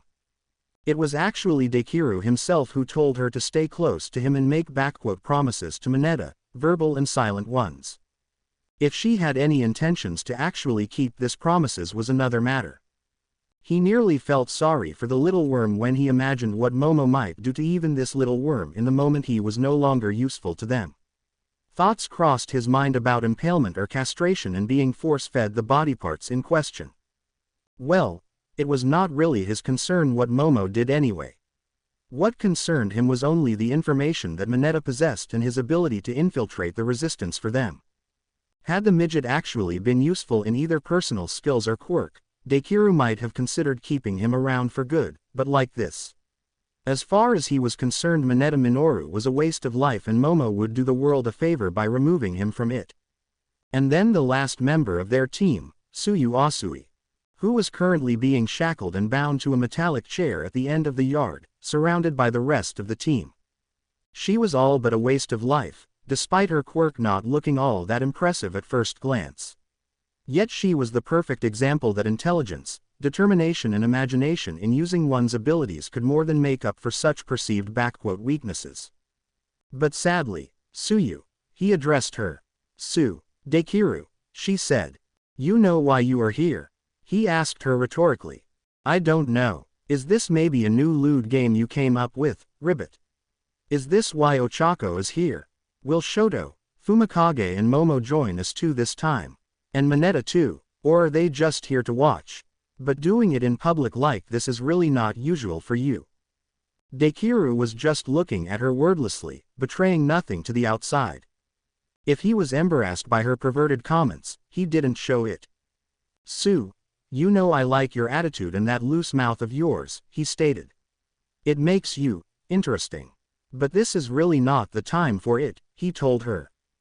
Mineta here has informed me that the resistance has a source, an inside man, inside my closest circle, he said with a side glance to the nervous-looking boy. And there are only a few people even coming in question for this. And you think it is me? She stated. I know it is you Tsuyu, he replied. After Mineta gave me this information, I had Hagakure and our other spies closely observe everyone close to me. And guess who was the one they found making suspicious communications? Especially shortly after I intentionally leaked shreds of supposedly important information to you all, he said pointedly. I guess there is no point in denying it, right? Tsuyu responded with a small and sober smile. No, he replied. First Himiko, now you. Why did you betray me? He asked her in a fake tenderly voice. She was looking upwards to him with her typical blank expression for a short moment before she responded. Izuku, what makes you believe I was ever on your side in the first place, Ribbit? At her answer, Dekiru reacted a bit unexpectedly, with a smile on his own forming on his face. Ah, right, you truly cannot tell who is truly on whose side these days, he laughed. Am I right Mineta-kun? He asked with another pointed side glance to the now ashamed-looking traitor to the resistance. Then he turned back to Tsuyu. I guess you never truly believed in our cause then. And that despite that we have spared your family during the purges. Our cause. All we are doing is killing countless innocent people in some insane attempt to change the world. And you act as if the fact that you had not downright slaughtered my family was doing me a personal favor. Are you actually listening to yourself, Ribbit? Whatever, he replied. He bowed down close to her face. I want to tell you that I really enjoyed our time together, he said to her. Then he placed a short kiss on her wide lips. Ochako, do you want to do it? He asked her. Okay, she said, but do it quickly, he said. We are all friends after all. She smiled at him wickedly and pulled out a knife from her pocket. Of course, she said. I will not torture a friend, even if she has betrayed us. I will miss you, Sue, she told her. You know, I would really like to tell you that I am sorry about this, but then would be a lie. You have made your choice and this are the consequences. Suyu said nothing in response. They both knew there would be no point in it. Ochako lifted the knife, held it to Suyu's throat, and made a clean cut from one side to the other. It took a few more moments. Blood was running out of her wound and flowing everywhere, over her body, the chair and the ground. Then it was over. They all were looking at the lifeless corpse of their teammate wordlessly. One who was staring especially intense was Todoroki. I am sorry, Suyu, he thought silently.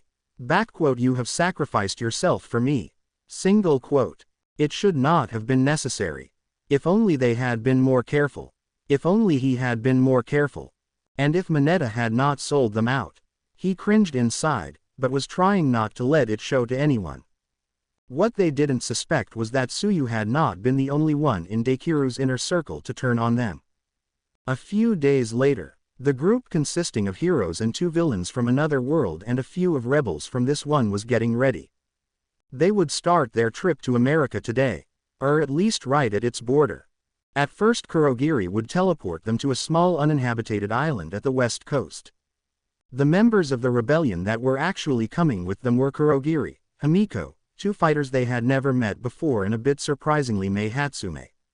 If they were honest, they were not quite sure what the exact purpose of having the inventor with them on their journey was. Kurogiri made sense, since he was the one who teleported them in the first place and could eventually get them out of a dangerous situation. And Himiko for her combat experience and ability to copy the powers of others. Hatsume's skill, however, was supposed to be creating and maintaining equipment and weapons. And while this was certainly an important job, especially in a resistance movement, their trip was not meant to be that long that the equipment they were carrying with them would need any maintaining. It was clear to them that she would be far more useful and in less danger back in the hideout. But this world Stain and Aizawa's double for some reason insisted on her coming with them. So they agreed to take her along. There their combined group would spend the next couple of days training together and learning to operate as an actual team, and then they would make the next jump to the eastern coast. Right into the center of terror. The island itself should be relatively safe, according to the resistance members. As the powers of the Nameless Ones were concentrated nearly entire on the mainland and their zombies had never been seen crossing the sea. At least not till now. Izuku and the others had to admit they were afraid. Actually, they were terrified. They all had been taught and trained to face villains and criminals, even the most dangerous ones. But this was far beyond villains and criminals or even organizations like the League. This were cosmic menaces or horrors beyond anything they could have even imagined. And in today's they would step on an entire continent filled with this horrors. The plain truth was, they were afraid. And the students were not the only ones. Even Endeavor and Aizawa shared the same fear. The only ones who did not really showed any signs of it so far were the people from this reality. But only because they had been living with this terror for years now. Because they had learned to do it. Because they simply had to. And so it came in a quite ironic way, that 2 different groups, one consisting of 2 experienced heroes and 3 rebel fighters, one of them an ex-villain, and the other one of students and kids, were sitting at the 2 fires they had made close to the tents they had built up and were holding nearly the same conversation. Both groups sitting just around a dozen meters from each other. So how do you do it, living like that? Endeavor asked. You learn it, Kurogiri said. You simply have no choice. At first you spend every single days just hoping to survive to the next.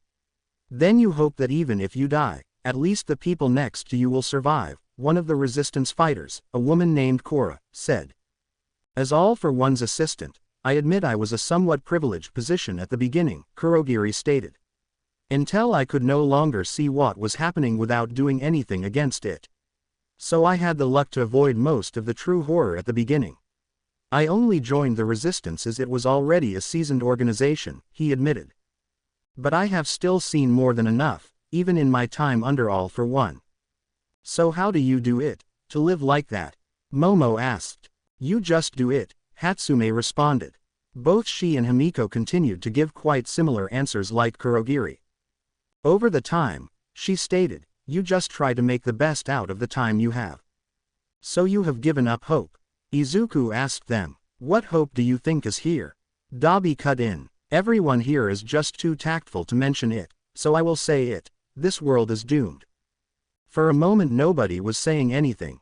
Hatsume and Himiko exchanged a silent look, and so did Izuku and the others. Damn it, Dabi. You truly know how to make the mood worse, Toga said a second later with a somewhat forced smile. But he is not wrong, her double Himiko pointed out. You know, as heroes, we should probably see it as our duty to try to save this world, Aizawa pointed out. But I don't even know what we could do here at all.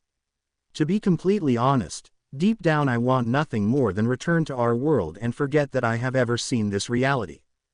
Endeavor stared at him for a split second. I cannot disagree, he admitted. Even if I would not have said it loud in front of an ex-villain or a couple of strangers. You are not wrong, the woman named Korra admitted. Objectively seen we have no chance at all. That has become clear long ago. The best we could always hope for was to save some people, Hatsume admitted.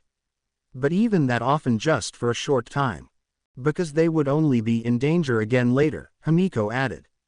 I once saved a small group of people meant to be purged from the execution squads shortly after I defected. Half of them were children. I was using my quirk the entire time.